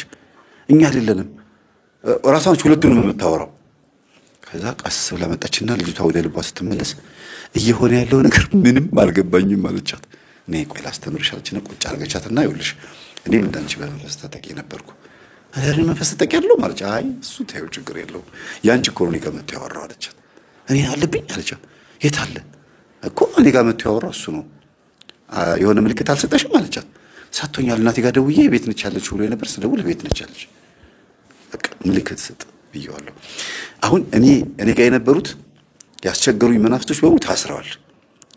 ያንቺ ግን እኔ ጋር መጥቶ እንዲያወራ የፈቀደለት እግዚአብሔር ነው የሚሆነው። እኔ የለሁበትም ወይም ደግሞ እኔ ጋር ያሉት መናፍስቶች አይደሉም። በየቀኑ ስለምቀጠቅጣቸው ይሄን አያርጉም አለቻት። ምንድን ያለሽ አለቻት። እኔ አግብቼሽ ነው የምኖረው ያንቺ ባል ነኝ ሌላ ባል እንዲመጣ አልፈልግም ስለምንጠላው ነው ባልሽን ስለምንጠላው ነው አንቺ ባህሪሽን የቀየርነው ጸባይሽን የቀየርነው አለች። ስለዚህ ባለ ትዳርሽ ልጅሽ ነው ወይኔ ጓደኛሽ በሆን ደስ ይለኛል። የተናገረው ነገር ትክክል ሊሆን ይችላል ሐሰትም ደግሞ ሊሆን ይችላል። ለምን ያልተያዘ ያልተገራ መንፈስ ስለሆነ ብዙ አትመኘው አለቻት። እቺ ትክክለኛ ተማሪ ናት አይደል? የኔ እናት የምታወሪው ነገር ምንም አልገባኝም አስተምሪኝ እስቲ ዝም ብለሽ ከመጀመሪያ ስለ መንፈስ ንገሪኝ አለቻት። አይነ ጥላ ይሄ ነው ቡዳ ይሄ ነው መተት ይሄ ነው ምናምን ብላ ብትንትን አድርጋ ነገረቻት። አይነ ጥላ እንዴት ነው አልሽኝ? ከዛ ይኸውልሽ ግቢና አይነ ጥላ ምንድነው ብለሽ ግቢና ብዙ መጽሐፍ ድምጽ ታገኛለሽ አለቻት። አይነ ጥላ ምን እንደሆነ ስትገባ እያዳመጠች ነበር ወደ ቤቷ የምትሄደው እንባዋ እንደ እየዛራች አልጨረሰችውም ገባች። ወደ ቤቷ እኮ ነው የመጣችው። እሺ ጎሽ መጣሽ ማማራት መጣ። ከዛ እንኳን ደህና መጣሽ እንኳን ደህና ቆያችሁ ልጁን እጅ ታፋ ላይ ቁጭ አደረገችውና ሻወር ገባች። ሰው ሻወር እየወሰደ ኢርፎን አድርጎ ይታጠባል? በጣም እኮ የምትገርም ሰው ናት። እንትን አድርጋ የፀጉሯ ላይ ውሃ እንዳይነካው አድርጋ ኢርፎን አድርጋ ሻወር ወሰደች ታጠበች። ከዛ በኋላ ልብሴን የዘረፈው ሰው ማን እንደሆነ አልታወቀም አለች። አልታወቀም እና ግን እናትየዋ አልተዋጠላቸውም አመጣጧ። ምንድነው ምን ሆነሻል አሏት። የሆነ ነገር ሰምተሽ ነው የመጣሽው አሏት። የደወልሽው ምን ሆነሽ ነው የተፈጠረ ነገር አለ አሏት። ከዛ ተንደርድራ ሄዳ እኔ ቆሻሻ ሴት ነኝ ይቅርታ አድርግልኝ እባክህን ብላ ጉልበቱ ስር ሄዳ ይቅርታ አድርግልኝ አለችው። ከዛ ችግር የለውም አለ አቀፋት። አጠገቡ አስቀምጣት። ሰራተኛዋ ቀውጥ ያረገችው ግቢውን ያለች ቀውጥ ያረገችው ዞርች።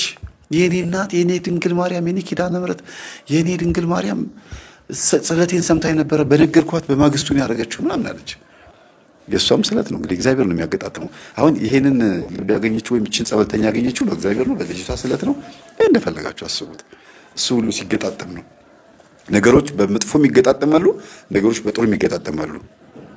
ፋይናል ዴስቲኔሽን የሚለው ፊልም የተመለከተ ሰው ያለ ምክንያት ክፉም ነገር አይደርስም፣ ያለ ምክንያት ደግም ነገር አይደርስም የሚለው ነገር በደንብ ያውቃል። ደጋግሜ ይሄን ፊልም ጋብዣችኋለሁ።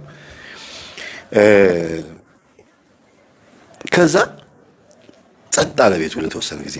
የሆነውስ ሆነ 3 ወር 4 ወር ሙሉ እንደው አልናፍቅሽም ማለት ምንም አልናፍቀኝም ማለት አሁንማ የሆነ የገባኝ ነገር ኖሮ ነው የመጣው። እስቲ ንገሪኝ ምንድነው? እስቲ ይቅርታ እንድትልኝ ያደረገሽ ምንድነው? ልብ የገዛሽው አላት። እንማርበት፣ እኔም ልማርበትና እኔም ይቅርታ ልበልሽ። ጥፋተኛ እኔም ብዬ ስላላሰብኩ ነው ይቅርታ እኔም ይቅርታ አድርጊልኝ ያላልኩሽ አላት። እና ጥፋተኝነት ስሜት እንዲሰማኝ አድርጊኝ እስቲ አላት። አይ አንተ ምንም ጥፋት የለብህም። የዛ ባልና ሚስቶቹን የ3 ወር ያየችውን በሙሉ ነገረቻቸው። ከዛም ደግሞ የጸበልተኛዋ ነው ነገረቻቸውና በይስቲ ክፈችው እስቲ አይነ ጥላ ምንድነው እስቲ ቴሌቪዥን ላይ ክፈተው እስቲ ልጅ አሉና ሲከፈት ቁጭ ራሱ ባለቤቴ አይነ ጥላ ነበረችበት። እንደሚያስቀምጠው ነበረ፣ እንደ ሴት ያወራ ነበረ። አታውቂም አባትሽ እንዴት እንደሚሆን ሁሉ ነገሩ እንደ ሴት አይደል? አዎ እሱ ላይ እንደ ሴት የነበረችው አንቺ ላይ ደግሞ እንደ ወንድ ነው የሆነው። ሰይጣን ስለሆነ ሁለቱንም መሆን ይችላል። ሴትዮዋ ወዲያው ገባቸው። ስለ መንፈስ በደንብ የሚያውቁ ሴትዮ ናቸው። በቃ መስገድ፣ መጾም፣ መጸለይ ጀመሩ። በሚገርም አይነት ሁኔታ ያ ቤት በአንድ ጊዜ ተቀየረ። አሁን ኢኮኖሚካሊ ስታባክነው የነበረውን ገንዘብ እሱ ስሜቷ እንዳይጎዳ ያው የሽንፈት ስሜት እንዳይሰማው አይደለም፣ ወይም ደግሞ እንደዚህ አርግሽኝ ብሎ ላለመውቀስ አይደለም። በጣም ግን ኪሳራ ውስጥ ገብቶ ነበር በሷ ምክንያት። ያቺ 3 ወር የጠቀመችው ምንድነው? እሷ ምንም ብር ስለማትቀበለው 3 ወሯ የሚያንሰራራበት ሆነ። የከሰረውን ኪሳራ እንደገና ወደ ነበረበት የሚያገግምበት ሁኔታ ሆነ። ቤት ውስጥ ከስሯል። ማይረባ ዕቃ እየገዛች አክስሯለች። ድርጅቱ ከስሯል። ለፍቶ ደክሞ ነው የሚያመጣው። ያን ያክል ደግሞ በጣም እንትን ሆኖ ሀብታም ሆኖ አይደለም። በጣም ጎበዝ ቋጣሪ ስለሆነ ነው ብር ያለው እንጂ ብዙ ብር ስለሚያገኝ አይደለም። በዚህ አጋጣሚ እንደው መጾም መጸለያቸው፣ መስገዳቸው፣ ቅዱስ ቁርባን መቀበላቸው እንዳለ ሆኖ ሁሉም ተቀብለዋል። እግዚአብሔር ይመስገን። ባልና ሚስትም ራሳቸው ድንገት ሄደው ነው የተቀበሉት። መጨረሻ ላይ ነው እኔ የቆረቡበት ቀን ላይ የተጋበዝኩት ምሳ። በስልክም አላወሩኝ፣ በቴክስትም አላወሩኝ። ቀጥታ ቢሮ መጥተው እኔና ሚስቴ ተጣልተን ነበረ፣ ታርቀን ይሄን ምክንያት በማድረግ ቅዱስ ቁርባን ተቀብለናልና በፕሮግራማችን ላይ ብትገኝ በአንተ ትምህርት ምክንያት ለውጤት በቅተናልና ምናምን ብለው ደብዳቤ ጽፈው ነበረ። እሺ ብዬ ሄድኩኝ። የዛን ቀን ነው ሙሉ ታሪኩን የሰማሁት። እና የሚያወሩት ነገር በሙሉ እንዳለ እንደተጣሉ ሳይሆን በቃ እናንተ ነበራችሁ ግን የተጣላችሁት እስክላቸው ድረስ ልጅቷ ተቀይራለች። ለካ አይነ ጥላ ቀንዱን ተመቷላታል። በቃ በጣም ያቺ ልጅ ባገኘዋት ነው የምትለው። እዛ ለደታ ቤተክርስቲያን ውስጥ ያለችው ልጅ ደግሜ ሄጄ አየሁ ግን የለችም ማለት ያቺ ልጅ እንግዲህ እንደኔ የዛን ቀን ብቻ ነው የመጣችው ማለት ነው ብላ ነው የምታስበውና ስልክ ተለዋውጠዋል፣ ግን ስልኩ አይሰራም።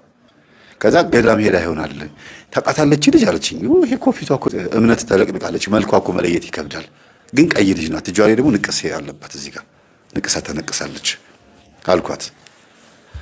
አላስተዋለችውምና ጸበል ቦታ ላይ እንዲህ አይነት እጅ ያለው ሰው ፈልገሽ ካልሆነ በስተቀር አታገኛትም፣ ወይ ደግሞ ገጠመኙን እኔ ልናገረው ከዛ በኋላ ልጅቷን ታገኛታለሽ አልኳት። ይኸው ገጠመኙን እየተናገርኩ ነው። እና ብኩንነት በደንብ ያየሁት በእኔና በጓደኛዬ ላይ ነው አለች። አንድ አይነት መንፈስ ነው ያገናኘን። ናይት ክለብ ስንጨፍር ሁለታችንም አስተያየታችን አንድ አይነት ነው፣ አጨፋፈራችን አንድ አይነት ነው።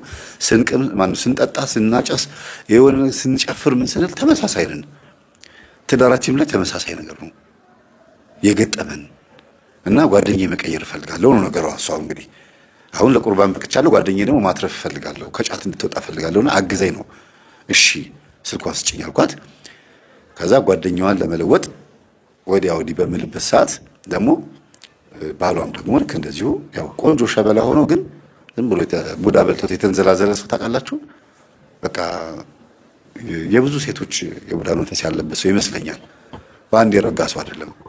ኢቭን ከሚስቱ ጋር አብሮ ተቀምጦ ባክሽር አንቺ ጋር ብቻ መሰለሽ እንደ ዳቦ ያለው እዛም ስንት ዳቦ ሞልቷል ብሎ ተነስቶ ሄዶ እንደፈለገ ፈጽሞ ነው የሚመጣው።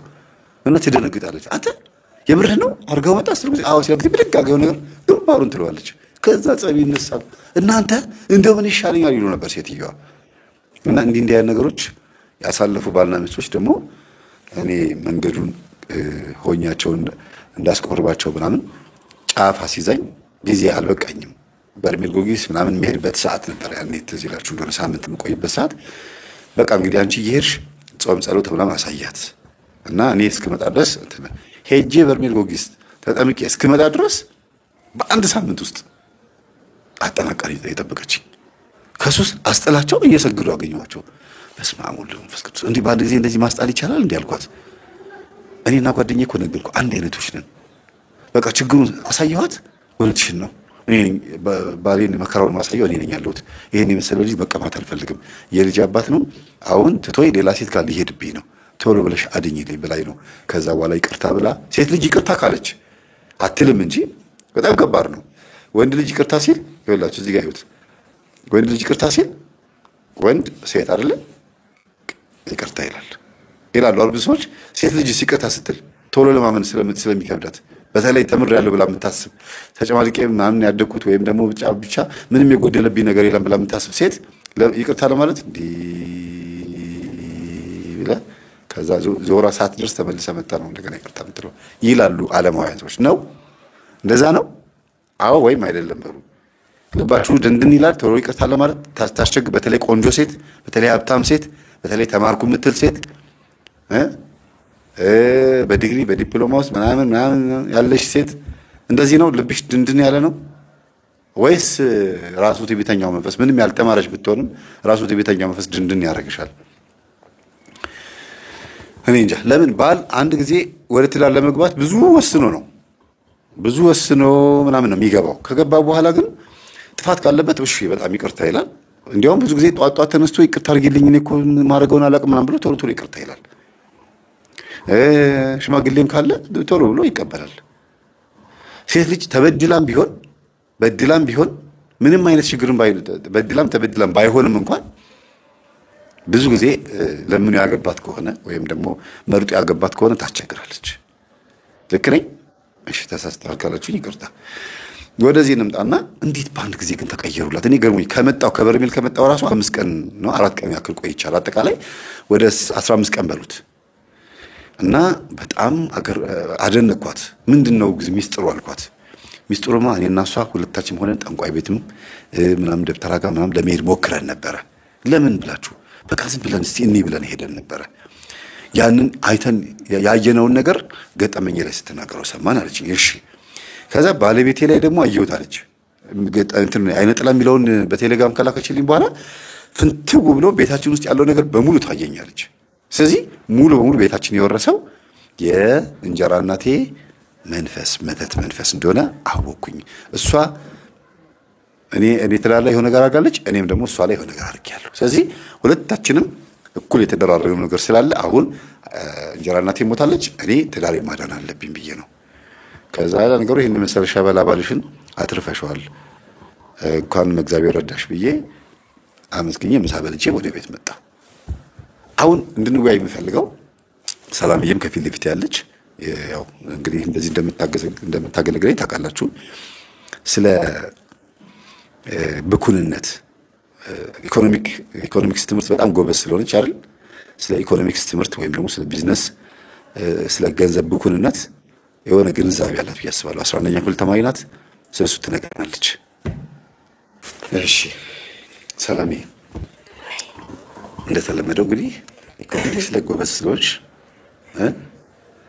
መጥተናል። አሁን የምጠይቃት ጥያቄ ምንድነው? በኢኮኖሚክስ ትምህርት ብክነት ወይም ደግሞ ማባከን የሚባለው ካይዘን አይደል የሚባለው? በካይዘን ስርዓት ውስጥ ዌስት የምንለው ወይም ደግሞ ብክነት ብለን እናየዋለን። ትምህርቱን ሰምተሻል? ገጠመኙን እስቲ አባካኝ ሴት የሚለውን በአይምሮሽ ያዥና ትዳሯን ጎድታለች፣ ራሷን የጎዳችው ግን ሁለቱንም ሴቶች አይተሻቸዋል አይደል? ባለታሪካችን ሚስትየዋና ጓደኛዋ አይደል? እንዴት ታያቸዋለሽ በካይዘን ትምህርት ስርዓት ውስጥ? እቺ ባለትዳሯ ከባሏ ብር የምትወስደው ለኢኮኖሚ ወይም ደግሞ ለቤቷ ለማሟላት ሳይሆን የኮስሞቲክስ አይሰጠኝም የልብስ አይሰጠኝም ብላ ነው እሱን ለመግዛት የሚመስለኝ የምትወስደው። መጀመሪያ በካይዛን ስርዓት ውስጥ ዌስት የምንለው አለ።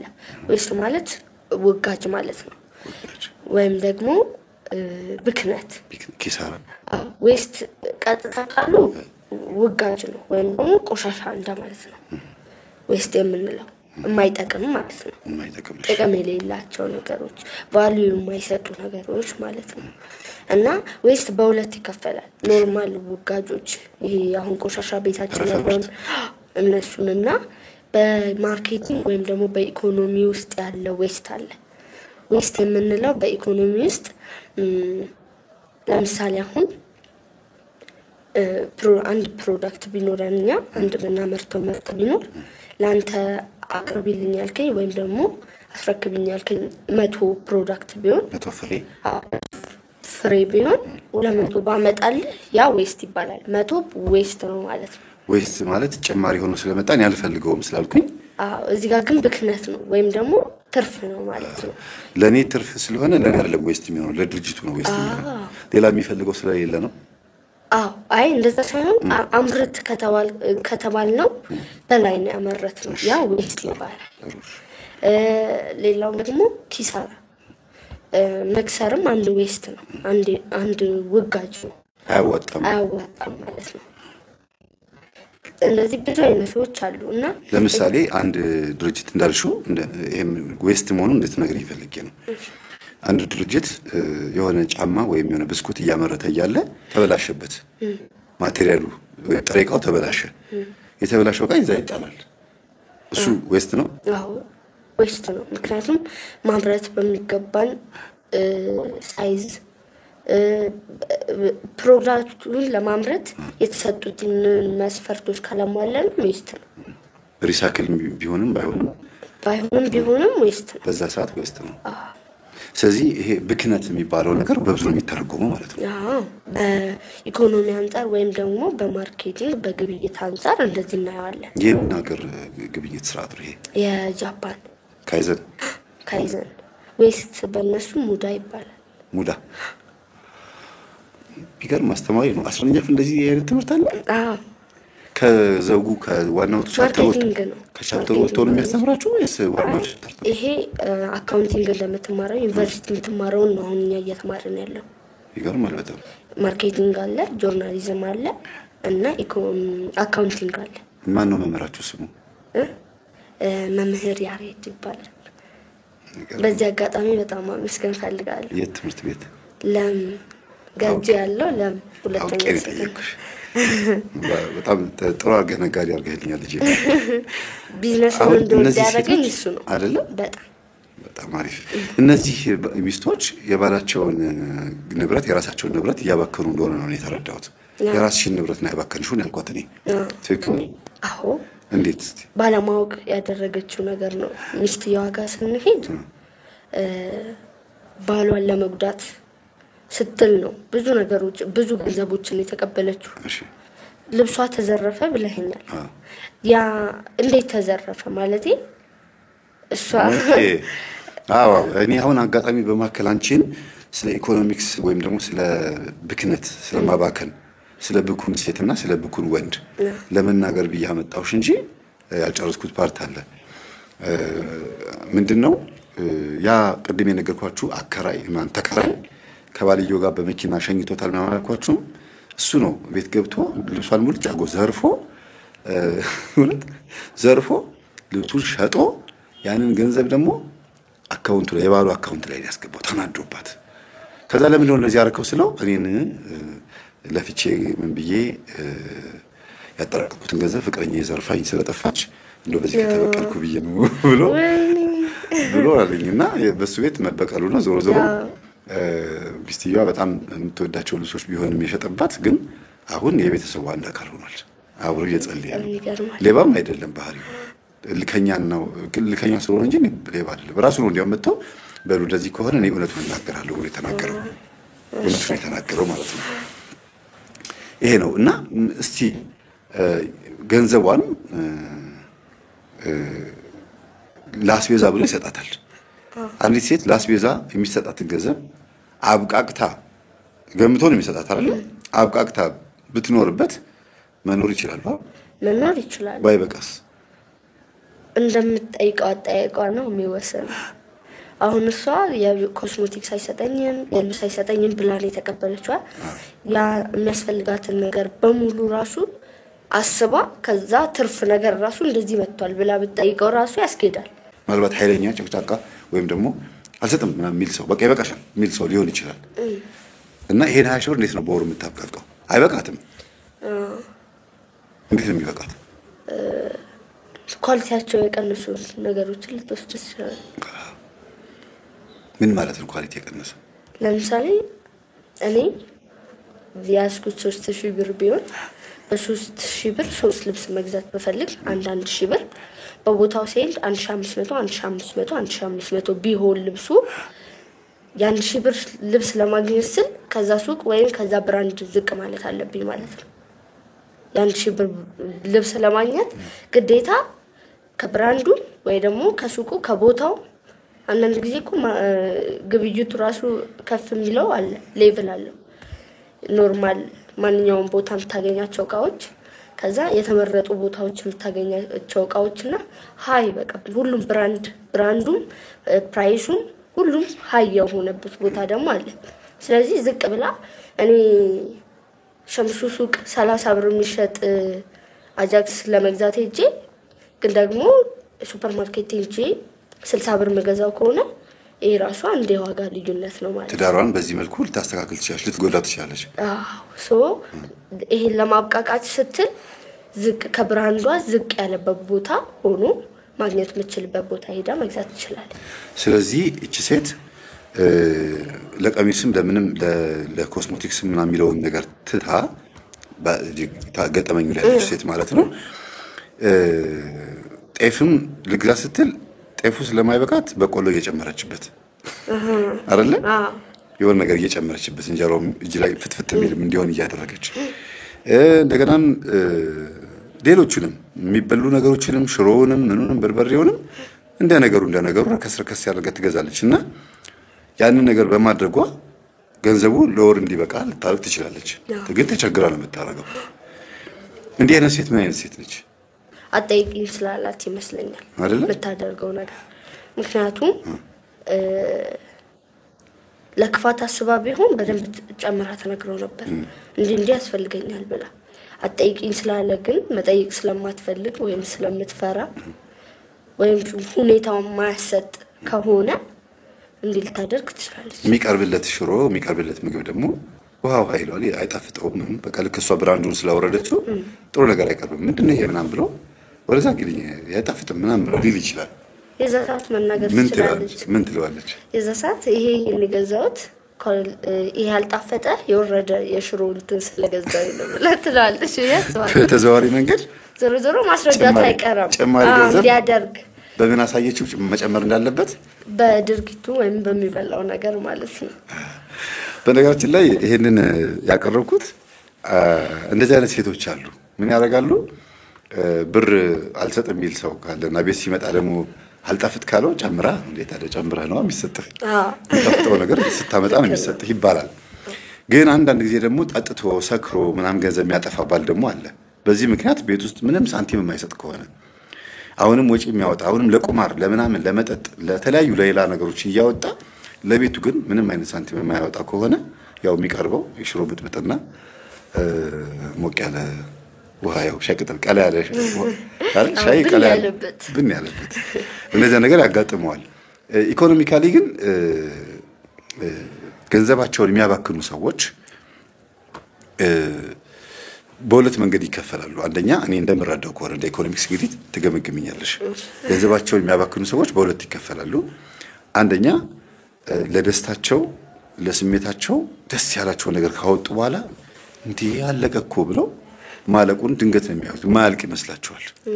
ሁለተኛ ደግሞ ልሞክር እስቲ አተርፋለሁ ብሎ ለመነገድ ሲሄዱ ፕሮፌሽናቸው ባልሆነ ስራ ውስጥ ገብተው በማያዋጣቸው ስራ ውስጥ ገብተው ኮርጆም ሊሆን ይችላል የሰውን ስራ ለመስራት ብቻ በአቋራጭ ለመክበርም ብለው በፊት ለፊትም ስራ ለመስራትም ብለው ሲንተፋተፉ የሚከስሩ ሰዎች አሉ።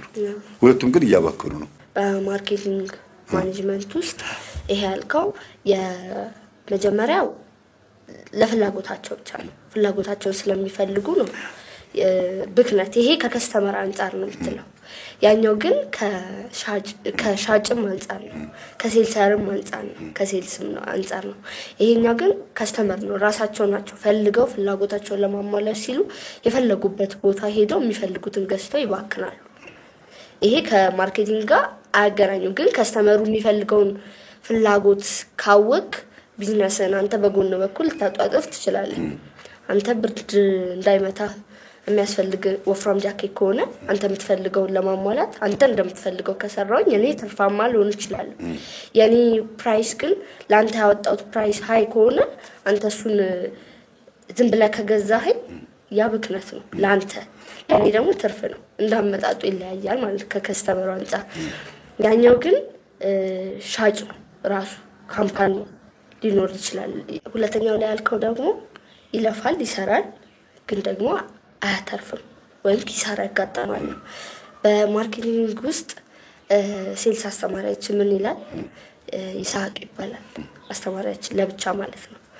እና ቢዝነስ ማለት ኪሳራም ነው አንድ ይላል። ካልከሰርክ ወደ ላይ ከፍ ማለት አትችልም ይላል አስተማሪያችን። እና አንዱ ኪሳራ ራሱ አንዱ የቢዝነስ ግብ ነው። ስለዚህ ያ ሰው የሚከስረው አንደኛ የከስተመሩን ፍላጎት ካላወቀ፣ ሁለተኛ የሚያመርተው እቃ ኳሊቲ ከሌለው፣ ጥራት ከሌለው፣ ሶስተኛ ለወቅቱ ወይም ለቦታው ይመጥናል ወይ የማቀርበው ፕሮዳክት እኔ ላንተ ለወቅቱ የሚመጥን ካልሆነ ኪሳራ ውስጥ ልገባ ትችላለህ። ለምሳሌ በዝናብ ሰዓት ዣንጥላ ይፈልጋል። በዛ ሰዓት ሚኒስካርት ልሽጥ ብትል አይሆንም። በብርድ ሰዓት ጃኬት ነው የሚፈልገው፣ ብርድ ልብስ ነው የሚፈልገው። በዛ ሰዓት ቦዲ ልሽጥ ብትል ማንም አይገዛም። ይሄ ራሱ ከወቅቱ ጋር ማይሄድ ፕሮዳክት ማቅረብ ራሱ አንድ ኪሳራ ነው። ሁለተኛ ከስተመሩ የሚፈልገው አይነት ኳሊቲም ይሁን ፕራይሱም ይሁን ብራንዱም ይሁን እንደሚፈልገው ነው። ሁለተኛ ፕሮሞሽን ያስፈልገዋል። ፕሮሞሽን ካለ በደንብ ፕሮሞሽን የምታደርግ ከሆነ አትከስርም። ያንተን ብራንድ ስም በሰው አይምሮ ውስጥ ማጻፍ አለብህ። የማትረሳው አይነት ማስታወቂያ ሰርቻለሁ ባንተ ውስጥ። ስለዚህ አንዱን ፕሮሞሽን ይወስነዋል ላለመክሰር ማለት ነው። ስለዚህ እቺም ሴት ለትዳሯን ላለማጣት ጥሩ ፕሮሞሽን ጓደኛ ማለት ነው። ፕሮሞሽን ጓደኛ ሊኖራት ይገባል። እንደገናም ደግሞ ወቅቱን ያማከለ ጊዜውን ያማከለ ልክ በብርድ ሰዓት ለብርድ የሚሆን እንደዚህ አይነት ልብስ ኮተን የሆነ ልብስ መሸጥ አለበት እንዳይከስር ነው ያልሽኝ። ይቺን ባለ ትዳር ደግሞ ትዳር ላይ ሆና ልክ እንደ ትዳር እንደሌላቸው አይነት ሴቶች መሆን የለባትም። ትዳር ውስጥ የሚያስፈልገው ነገር ማሟላት ያለባት እንደ ባለ ትዳር እንደ ሚስት ነው መሆን ያለባት ነው አይደል? የራሷን ፍላጎቶች ትንሽ ገታ አድርጋ ለሚያስፈልገው ነገር ለወቅታዊ ነገር የምታደርግ ከሆነ የሚያስፈልገውን ካሟላች ሚስት ናት። እንደ ሚስት ነው መሆን ያለባት። ወቅቱ ማለት የሚስት ወቅት ነው፣ የእናትነት ወቅት ነው። ለባሏም እንደ እህት እንደ ሚስትም እንደ እናትም ነበር መሆን የነበረባት። ስለዚህ እሷ ፕሮዳክቱን የምናደርገችው በብርድ ሰዓት በሙቀት ጊዜ የሚለበስ ልብስ አደረገችው ማለት ነው። በጣም ኃይለኛ ዝናብ እየዘነበ አትክልት ውሃ መጠጣት ማለት ነው። ብክነት ማለት ይናል።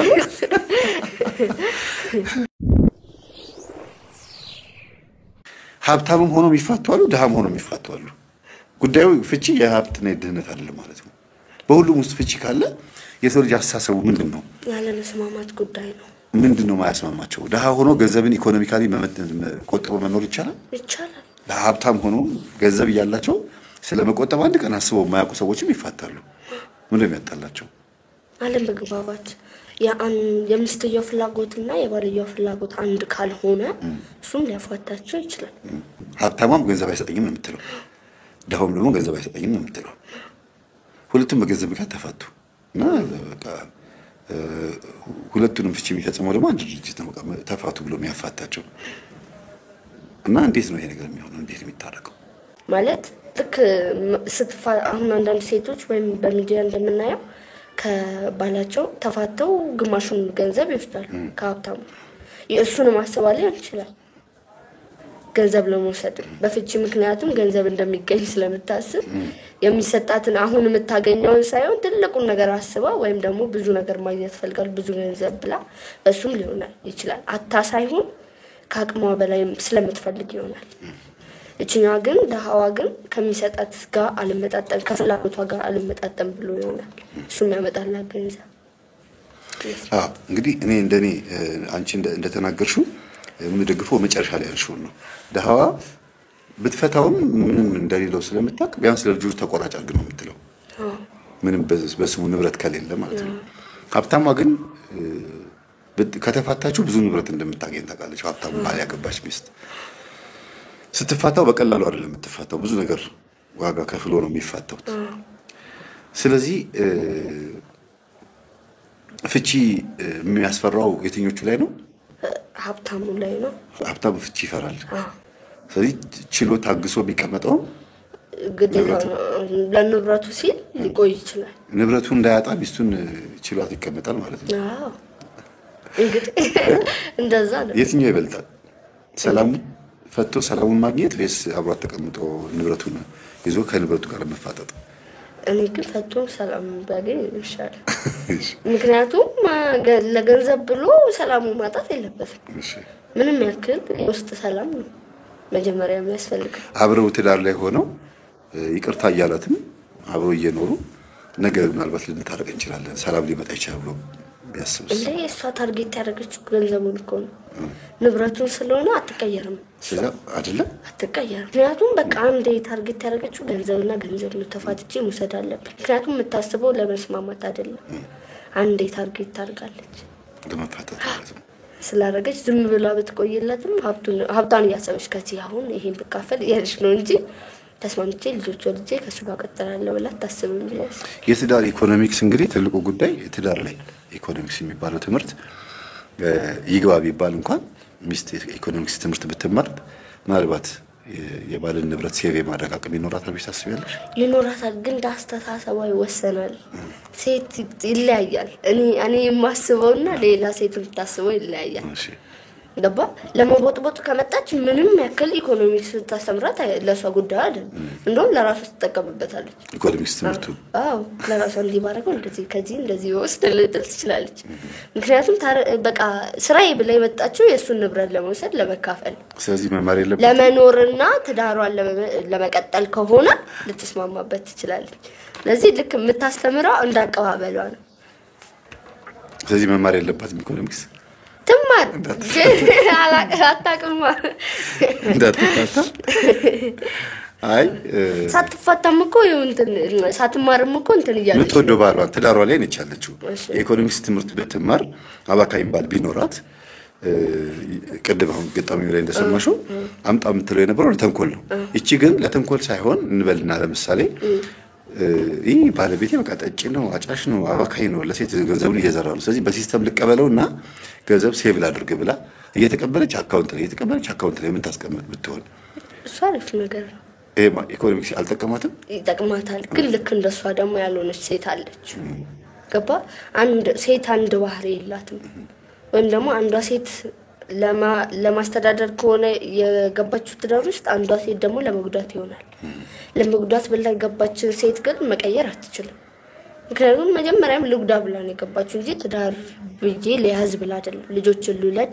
ወደፊት ከሱ ጋር ኖራለሁ ብላ ስለማታ ግን እንዴት አውርቺን መታያት ነው ገጣሚ ይላልችው ሴት ባለቤቴን እየተቀበልኩኝ ኮስሞቲክስ ገዛለሁ ልብስ ገዛለሁ ብላ ጭፈራ ቤት ምንም ከወድንሻ ጋር ስትዝናና ነበር ግን ትዳር ውስጥ ናት ነገ ለልጅ ይጠቅመዋል ይሄ ነገር እንዴት ነው ብላ እንዴት ማሰባቃታት ሳትጨርስ ነው የገባችው ምኑን በቃ ወጣትነቷ ወይም የምትፈልጋቸው አለ ፍላጎቶቿን ሳታሟላ ገብታ ነው እንደዚህ የምትረብሽ የሚያልቅበት አይመስላትም ገንዘብ በቃ አዎ ምክንያቱም እሷ ለኮስሞቲክስ ለጨፈራ ጓደኞቿ ምናምን ስታይ ያለውን ነገር ሳትጨርስ ነው የገባችው ትዳር ቸኩላ ስለገባች ነው እንጂ በስነ ስርዓት የምትፈልገውን አድርጋ አሁን አንድ ሰው በቃ ዓለም ስልችት ብሎት ከዛ እንዲናርግ ብትለው አያረግም ምክንያቱም አይቶታል ሁሉን ነገር አይተ ከጨረስክ ምን ይሰራል አያጓጓ እሷ ግን ያላየችውን ነገር ነው አሁን ትዳር ውስጥ ማየት ስለምትፈልግ ነው እንደዚህ የምታረገው በጣም ይገርማል። አመሰግናለሁ። ከኢኮኖሚክስ አንጻር እንግዲህ ልጄ ሰላም እየነገረችኝ አንድ በጣም ጥሩ ነገር ነው። አሁን እሷን ማምጣት የፈለኩት እንደ ተማሪ ስለማከበር ነው። እውቀቷን አከብራለሁ። ነገም ደግሞ ልክ በዚህ ልክ እንድታስብ ስለምፈልግ ነው አክብሬያት ያመጣኋት። መመለስ አቅቶኝ ወይም ደግሞ የመናገር አቅቶኝ ሳይሆን በራሴ ድምዳሜ ዘጋው ይችል ነበር። አጠገቤ ነች ያለችው አንዲት ሴት ኢኮኖሚክስ ትምህርት ተምራ ግራጁዌት አድርጋ ሊሆን ይችላል። ግን ትዳሯ ላይ ደግሞ ትዳሯን መምራት ካቃታት ምንድነው ችግሩ ታዲያ? ኢኮኖሚክስ ቁጠባ ከሆነ ኢኮኖሚክስ ማትረፍ ከሆነ ኢኮኖሚክስ አንድ ነገር ለመስራት አስቦ ሰርቶ ማሳየት ሪዛልት ማሳየት ነው አይደል? ማሳየት ከሆነ ይሄን ማሳየት ያቃታት ለምንድን ነው? ይሄ ነገር ሁሉ ጊዜ ማውራት ይቻላል። ስለዚህ መንፈስ የሚለውን ግን ብዙ ሰው አያውቀውም። ይሄን ሊያዛባ እንደሚችል ሰይጣን የፈለገ የትኛውም ኮሌጅ ብትመረቁ የትኛውም አይነት ዩኒቨርሲቲ ብትመረቁ በምንም ግራጁዌት አድርጎ አጅሬው መጥቶ ሊያባክን ካለ ሰላቢው ያባክነዋል። በምንም ተመረቅ በምንም። ስለዚህ ዋናው ጉዳይ ምንድነው? በትምህርቱ ግራጁዌት ካደረገች በኋላ እግዚአብሔር ሆይ በዚህ ትምህርት በኩል ትዳሬን እንዳገዝ እንድረዳ እርዳኝ። እሱ እየለፋ ነው ባለቤቴ፣ እሷ እየለፋች ነው፣ እኔ ግን እዚህ እያባከንኩ ነው። ቤት ውስጥ ቁጭ ብላ የምትጠብቀኝ ሚስት አለችኝ፣ ልጆች ይጠብቁኛል፣ እጄ ነው ያሉ፣ የወር አስቤዛ ደርሷል፣ እኔ ግን እዚህ ቁማር እየተጫወትኩኝ እዚህ እኔ የጠጣሁኝ ገንዘቤን እየረጨው ሰው እየጋበዝኩኝ ያለሁት ብሎ ማሰብ አለበት። ይሄንን ማሰብ የሚችለው ደግሞ በጤነኛ ጭንቅላቱ ነው። ስራውን ስለሰራ ደሞዝ ስለተቀበለ ስኬታማ ነው ማለት አይደለም። ማንኛውም ሰው ሰርቶ ይውላል። ከተቀበለ በኋላ ግን ሰላቢውን ደግሞ ማወቅ ያስፈልጋል። ስለዚህ ከካይዘን ትምህርት ጎን ለጎን የብክነትን የማባከንን ጉዳይ ማስቀረት ካይዘን የሚባለውን ትምህርት በየመስሪያ ቤቱ በነገራችን ትማሩታላችሁ አይደለም? መስሪያ ቤት እንዳይከስር ምን መደረግ አለበት ብሎ ብዙ ሰራተኞች ይሰለጥናሉ። ይሄንን ስልጠና ግን ብዙዎቹ ወስደው እቤታቸው ላይ መጥተው ግን ብኩን ናቸው፣ አባካኞች ናቸው። ይነግሩኛል። አረዲ ብዙ ኮርስ ወስጃለሁ፣ እኔ ግን ራሴን መምራት አቃተኝ እምቢ አለኝ ይላሉ። ለምን? ሁሉ አማራሽን ገበያ አታውጣት ነው። ሁሉ ነገር ያምራቸዋል። በፕሮግራም አይሄዱም፣ በወረቀት አይሄዱም። በቃ ይሄ እንደዚህ ነው መኖር ያለብኝ ብሎ የጻፉትን ነገር መኖር አይችሉበትም። በመሃል ጥልቅ ብሎ የሚገባ የሆነ ሌላ ፍላጎት አለ። ዋና የላይፍ ስታይል የሚባለው ፉድ ሼልተር ክሎዝ ነው። ምግብ መጠለያና ልብስ ነው አይደል? ይሄ ከተሟላ በኋላ ትዳር ውስጥ ያሉ ሰዎች ኤክሰስ የሚባሉ ነገሮችን ወይም ትርፍ የሚባሉ ነገሮችን እንደ ሁኔታው እንዳየሩ ሁኔታ ጊፍት ሲመጣ፣ ቦነስ ሲመጣ፣ በስራ መካከል የሆነ ስጦታ ሲመጣ ምናምን ነው መታሰብ ያለበት እንጂ ትዳር ፈሰሱን ጠብቆ እንዲሄድ ቅደም ተከተሉን ጠብቆ እንዲሄድ ሲቻል ቢሆን ርካሽ የቤት ኪራይ ርካሽ ኑሮ እየኖሩ መግፋት ይቻላል። ለምን? ወልደናል። ልጆቻችን ምን መሆን አለባቸው? ልጆቻችን ነገን ከኛ መማር አለባቸው። ማባከንን ሳይሆን በከፍተኛ ገንዘብ የቤት ኪራይ ተከፍሎ በከፍተኛ ወጪ ምንም ነገር እንዳይጎልባቸው ተብሎ የሚገራርሙ ሱፐርማርኬት እየተገባ ትልልቅ እንደ ፍሬሽ ኮርነር ቦታ ላይ እየተገበየ ስለተኖር አይደለም ኑሮ የሚገፋ። ወይም ደግሞ አለኝ ብሎ ስላሳዩ መኪና ስላሳዩ አይደለም ኑሮ ትዳር ጥሩ ነው የሚባለው። ትዳር አሪፍ ነው የሚባለው በጣም እንዲሁም ቀረኒሳ በዚህ አጋጣሚ የተናገረው ይገርመኛል። በዚህ ምስኪን ህዝብ መካከል የ20 ሚሊዮን ብር የ15 ሚሊዮን ብር መኪና ነው ምናምን ይዞ በህዝቡ መካከል መሄድ በጣም ነው ለህሊና የሚቀፈው፣ በጣም ከባድ ነው ብሎ ከህብረተሰቡ የተለየ ነገር ለማሳየት ፉክክር ውስጥ መግባትን ሳይሆን ተመሳስሎ መኖርን ከዛ ግን ቆጥቦ ለነገ ለልጆች ኖር ሊወደድባቸው ይችላል ብሎ አስቦ አሁን እቺ ልጅ ወልዳ እርጉዝ ሆና ስለ ቡክነት ታስባለች። እርጉዝ ሆና ራሱ ናይት ክለብ ሄዳለች። የሚገርምሽ እርጉዝ ሆና እኮ ነው ወልዳ አራስ ሆና እንኳን ናይት ክለብ ሄዳለች። ይሄ የሚያሳየው ባሏን ለማናደድ ለማበሳጨት ነው። እንዳልሽው አለመጨረሷ ነው። ስለ ልጆቿ ወይ ስለ ወደፊቷ አታስብም። አሁን ዛሬ ላይ ደግሞ ስታየው ከተፈወሰች በኋላ ስታየው ማን ነበር ነው ውስጥ ነው ሲሰራ የነበረው ነው። የት አለ አሁን ያ ናይት ክለብ የሚያሮጠው እግሯ የገባ ምን ውስጥ ገባ?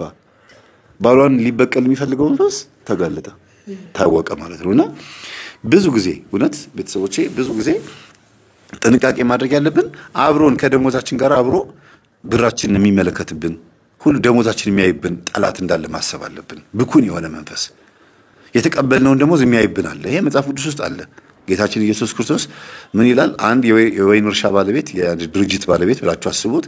ሰራተኛ ሊቀጥር ፈልጎ 3 ሰዓት ላይ ወጣ። እናንተ ሰዎች ስራ ትፈልጋላችሁ አላቸው። አዎ አሉት። እሺ ብሎ ድርጅቱ ላይ ይዟቸው መጣ። ስራ መስራት ጀመሩ። 1 ዲናር በቀን እከፍላቸዋለሁ አላቸው። እሺ አሉት። ከዛ ስራው ግን አላለቀለትም። እንደገና 6 ሰዓት ላይ ደግሞ ሄደ ወጣና ተጨማሪ ወጣቶችን ይዞ መጣ። ስራ ትፈልጋላችሁ? አዎ በቀን 1 ዲናር ከፍላቸዋለሁ ኑ አላቸው። እሺ አሉ። አሁንም 9 ሰዓት ላይ ወጣ ይላል። 9 ሰዓት ላይ ወጥቶ ሰራተኛ ጨመረ፣ ስራው አላልቅ ብሎት። ስለዚህ አዋጣዋል ማለት ነው ስራው አይደል? ሰራተኛ የሚጨምረው ስራው ቶሎ ቶሎ ማለቅ ስላለበት ብቻ ሳይሆን ቢጨምርም የበለጠ አርኪ ስራ ስለሚሰራ ነው ማለት ነው። ግን 12 ሰዓት ላይ ማታ ደሞዝ የሚከፍልበት ሰዓት ደረሰ። ለሁሉም 1 ዲናር ከፈላቸው ይላል። መጀመሪያ 3 ሰዓት ላይ ለመጡት 1 ዲናር ከፈላቸውና ሲሄዱ እኛ ጧት የመጣ ነው 6 ሰዓት ላይ የመጡት ስንት ይቀበሉ ይሆን ብለው ዞር ብለው የሰው ደሞዝ አዩ ይላል። ከዛ ደግሞ 6 ሰዓት የመጡት ደግሞ በሰው ደሞዝ ደግሞ እነሱም ተበልተዋል። በ3 ሰዓት በመጡት አይን በቡዳ መንፈስ ስለተበሉ 9 ሰዓት የመጡት ስንት ብር ይቀበሉ ይሆን? እኛ ከ6 ሰዓት ጀምሮ እስከ ማታ ሰርተን እንዴት ከኛ እኩል ይቀበላሉ? ከኛ በታች ነው መቀበል ያለባቸው እኮ ነው ነገሩ። ከዛ የወይን እርሻ ባለቤት ወይም ያ የድርጅቱ የፋብሪካው ባለቤት መጥቶ ለምን ታጉረመርማላችሁ? አይናችሁ ምቀኛ ናትን አለ። ቡዳን እኮ ነው። አይናችሁ ምቀኛ ናትን? እኔ ለሱ 1 ዲናር ስለከፈልኩት ለምንድን ነው ምቀኛ የምትሆኑት? ካንተ ጋር ስንት ተስማማው አለው። 1 ዲናር አስቀረውብህ አለው። አላስቀረህብኝም። በቃ እሱን ይዘህ ሂድ አይደል? የራስህን ድርሻ ይዘህ ሂድ። ለምን የሰው ደሞዝ ታያለህ አለው ይላል። እና ኢየሱስ ክርስቶስ በምሳሌ አድርጎ የነገረን ደሞዛችን ምንም እንኳን ትንሽ ብትሆንም በመንፈስ አይን ልትታይ ትችላለች። ቤቱን እንዳናስተዳድር እኛ ውስጥ ያለው አይነ ጥላ እኛ ውስጥ ያለው መንፈስ ምን ያደርገናል ማለት ነው? ቤቱን ማስተዳደር እንዳንችል በእንቅርት ላይ ጆሮ ደግፍ ማስተዳደር አለመቻላችን ደሞዙ አለመብቃቱ እያለ ሆኖ ደግሞ ጠጭነት፣ ሰካራምነት አለ። ለምን ትጠጣለህ ሲባል ኑሮ ተወዶብኝ ነው ብዙ ነገር ማስተዋወስ አልችልም ይላል። እሷም ምንድነው ልክ እንደዚሁ ገንዘቡን ስለማይሰጣት በጎን ወጣ ስራ ለመስራት ስትሄድ ደግሞ ሌላ ነገር ውስጥ ትገባለች። እና ብዙ ጊዜ በጣም ብዙ ሰዎች የሚሸወዱት ስራ ሰራለው ሰንበትን ሽረን እንኳን ሰርተን ማለት ነው ቀደምና ወድም ሰርተን ስራ ሰራለው ግን ምንም ጠብ ያለ ነገር የለም ይላሉ። ጠብ ያለ ነገር ማለት አለ ገንዘቡ እኮ ይመጣል፣ ግን የአጠቃቀም ጉዳይ ነው ማለት አይደል? የ40 ሺህ ብር ደሞዝተኛ የሆነች ሴት የ20 ሺህ ብር ደሞዝ የ20 ሺህ ብር የቤት ኪራይ ብትከራይ ያዋጣል? ብር አለኝ ብላ ስላሰበች ብቻዋን ነች። አዎ ማለት ገንዘቡ አያልቅባትም እኮ 20 ሺህ ብር በወር ያደርሳታል። ትራንስፖርትና ምሳዋን ይችላታል አስቤዛዋን። ግን ይሄ ከጆዳፍ ሊባል አይችልም? ሊባል ይችላል። ግን ብቻዋን ከሆነች ብዙ እንትና ተጠቀም እኮ 20 ሺህ ብር ቤት እኮ የተከራየችው እኮ 20 ሺህ ብር ቤት ነው። ግን አዎ ልክ አይደል? ኢኮኖሚካሊ መከራየት ብቻዋን ከሆነች በጣም አነስ ከ7 ሺህ ብር በታች የሆነ ቤት መከራየት ነው። ጓደኞቿ ሲመጡ ዋው ሶፋ አንድ ጊዜ ነው የሚሉት። ግድግዳው ላይ አበባውን አዩ፣ ቴሌቪዥኑ ያምራል አሉ። አንዴ ነው ቢመጡ ቤቱን ዞር ብላ አዩ። ከዛ በኋላ በቃ ዋው ለማለት ብቻ እቃው ምርጥ ተገዛ። እሺ ከዛ በኋላስ ቤቱም አሪፍ ግቢ ነው ቆንጆ ነው። 20 ሺህ ብር በአሁኑ ሰዓት በእርግጥ አዲስ አበባ ላይ ከባድ ነው የቤት ኪራይ።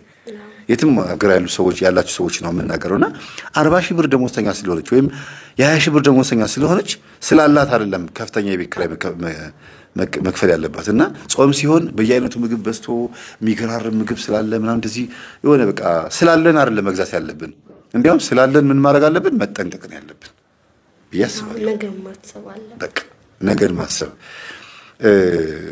ነገ ልከስር እችላለሁ ብሎ አይደለም። ዛሬ ላይ በመጠኑ መኖር መለማመድ። ይሄ ስራ አዋጪ ነው፣ ልዘልቅበት እችላለሁ፣ የራሴን ነገር ልቀጥል እችላለሁ ማሰብ እና እንደዛ አይነት ነገር ቢኖር ብያስባለሁና ከዛ ጎን ለጎን ግን ማንህን ውስጥ ያለው ገንዘብ መታባከን አጅሪው ቼክ ማድረግን የመሰለ ነገር የለም። እንግዲህ ከሰላምዬ ጋር ይሄን ያክል ከተወያየን ይበቃናል። ረጅም ሰዓት ነው፣ በጣም ረጅም ነው። አመሰግናለሁ። በመጨረሻ ማለት ፈልገው ካስተማሪ የወሰድኩት ልምድ ብዬ የማስበው እና ከተናገረው ከመምህር ያሬድ ማለት ነው ተቀጣሪ ለመሆን እንዳታስቡ። እናንተ ምንም ተቀጣሪ ብትሆኑ ያንን ስራ ለመስራት ዶክተር መሆን የምትፈልጉ ከሆነ ሆስፒታል ለመክፈት የምትፈልጉ ከሆነ ሄዳችሁ ሆስፒታል ለትንሽ ጊዜ መስራት እንጂ ሆስፒታሉ ለመክፈት ማሰብ እንጂ እዛ ተቀጥሬ እሰራለሁ ማለት አያሳድግም። ሁሌ ደሞዙን ብቻ ነው የምታስበው እንጂ እድገት የለውም። ተመሳሳይ ብር ነው በየወሩ የሚመጣው እንጂ ትርፍ የለውም። ስለዚህ ተቀጣሪ ለመሆን እንዳታስቡ፣ የራሳችሁን ቢዝነስ ጀምሩ። እኔ አልቻልኩሽም ብቻ ለማንኛውም ተቀጣሪ ሆንሽም ደሞዝተኛ ሆንሽም ዋናው አያያዙ ነው ብዬ አስባለሁ ነው ወይስ አይ አያያዙ ብቻ አይደለም በእኔ አያያዙ ብቻ አይደለም ምክንያቱም ደሞዝተኛ ከሆንክ በየጊዜው 2000 ብር የሚከፈለኝ ከሆነ ሁሌ የምጠብቀው ያችን 2000 ብር ነው ሌላ ምንም ማተርፍበት ነገር የለም ግን የራሴ ቢዝነስ ከሆነ ከዛሬ ነገ 2000 ከሆነ የማገኘው ነገ 4 ላገኝ ይችላል የተጨማሪ ነገር ተጨማሪ ቦታ ምናምን ይሄ ግን ደሞዝ እድገት ከሌለ ማደግ አይቻልም ነው ነው እዛው ነው እንደ ተማርኩት ማለት እንደ ማርኬቲንግ ተማሪ ስለዚህ ዩኒቨርሲቲ የመግባትሽ ነገር ያሰጋል እዚሁ በኢኮኖሚክስ ልቀሪ ነው አሁን እኮ ዩኒቨርሲቲ የሚገባ አለ ብዬ አላስብም እንዴት በፍላጎቱ ነው ወይስ በነጥቡ አይ በነጥቡ አንደኛ ከባድ ነው ትንሽ ትምህርቱ ከበድ ይላል ግን በፍላጎት ራሱ እኔ ራሱ የመግባት ሐሳብ የለኝም ለምን እዚህ ነው እኔ በራሴ ምን አለ መሰለህ አስተሳሰብ መቼ እንደምሄድ አላውቅም ማች መሆኔ መርሳት የለብኝም ስለዚህ ነገ ልሂድ ያሰብኩ ዩኒቨርሲቲ ገብቼ ጊዜና አቃጥዬ አሁን ብዙ የሆነ ወጣት ልጅ አቃለሁ ከተነገረኛ ልክ ተመሮ ልክ ዩኒቨርሲቲ ተመርቆ እንደወጣ ሄደ ይሄ እድሜ ፈጃ ማለት ነው ባለንበት ጊዜ ግን ተጠቅመን እግዚአብሔርን ማስደስተን በዚህ ጎን ፍሬ አፍርተን ብንሞት ጥሩ ነው ያስባል ስለዚህ ዩኒቨርሲቲ ገባም አልገባም በዛች ቀን መሞቻ ጊዜ ነበረች ሞቷል ያለች መኖር እስካለብን ድረስ ለምን ነው ያለንን ጊዜ ተጠቅመን ብንኖር አንድ በኩል ተቀብያለሁ በአንድ በኩል አልተቀበልኩም እንዴት ብትገቢ ደስ ይለኛል ዩኒቨርሲቲ ከጨረስሽ በኋላ ወደ ቢዝነስ መሄድ ስለሚቻል መማሩ ይቻላል ልክ ነው እኮ ግን ደግሞ አሁን ላይ ቴክኖሎጂ ለየት ያለ ነው አሁን ላይ ያለው ማለት ነው ዩኒቨርሲቲ መግባት ገብቻ 4 አመት መማርበትን ኮርስ በአንድ አመት በ6 ወር ጀምሬ መማር እችላለሁ ኮርስ ያ ጊዜ ማጥፋት ነው ሁለተኛ ብርሃን ነጋ ምን ብሏል ከ2000 ምናምን በኋላ አንድ አመት አስተምራችሁ ነው የምትመለሱ ብሏል ያራሳ አንድ እድሜ ማቃጠል ነው እሺ ግሬሎ ለማንኛውም አመሰግናለሁ ገጠመኙ በራሱ ብዙ አስተማሪ ነው እታችን አባካይነቷን አምናለች ከዛም አልፋ ተርፋ ደግሞ አባካኝ የነበርኩት ባሌን ለመጉዳት ነበር አሁን ግን መካስ ፈልጋለሁ ምክሰው ግን ቤት ውስጥ ግማሽ እንጀራ በመብላት ነው ኤክሰስ የሆኑ ወጪዎችን በመቆጠብ ነው ልብስ መልበስ ካለብኝ ቤት ውስጥ መጥኜ በመልበስ ነው አላስፈላጊ ወጪዎችን ተጨማሪ የሚባሉ ነገሮችን በሙሉ አልፈልጋቸውም ትዳር የሚፈልገው ምን እንደሆነ አውቄያለሁ ብላለችና እግዚአብሔር ስም የተመሰገነ ይሁን አመሰግናለሁ ሰላም ነው ብረሪ ነፍሴ ሆይ ለጽድቅሽ ብረሪ በሰማዩ መንገድ ጸባይሽን ግሪ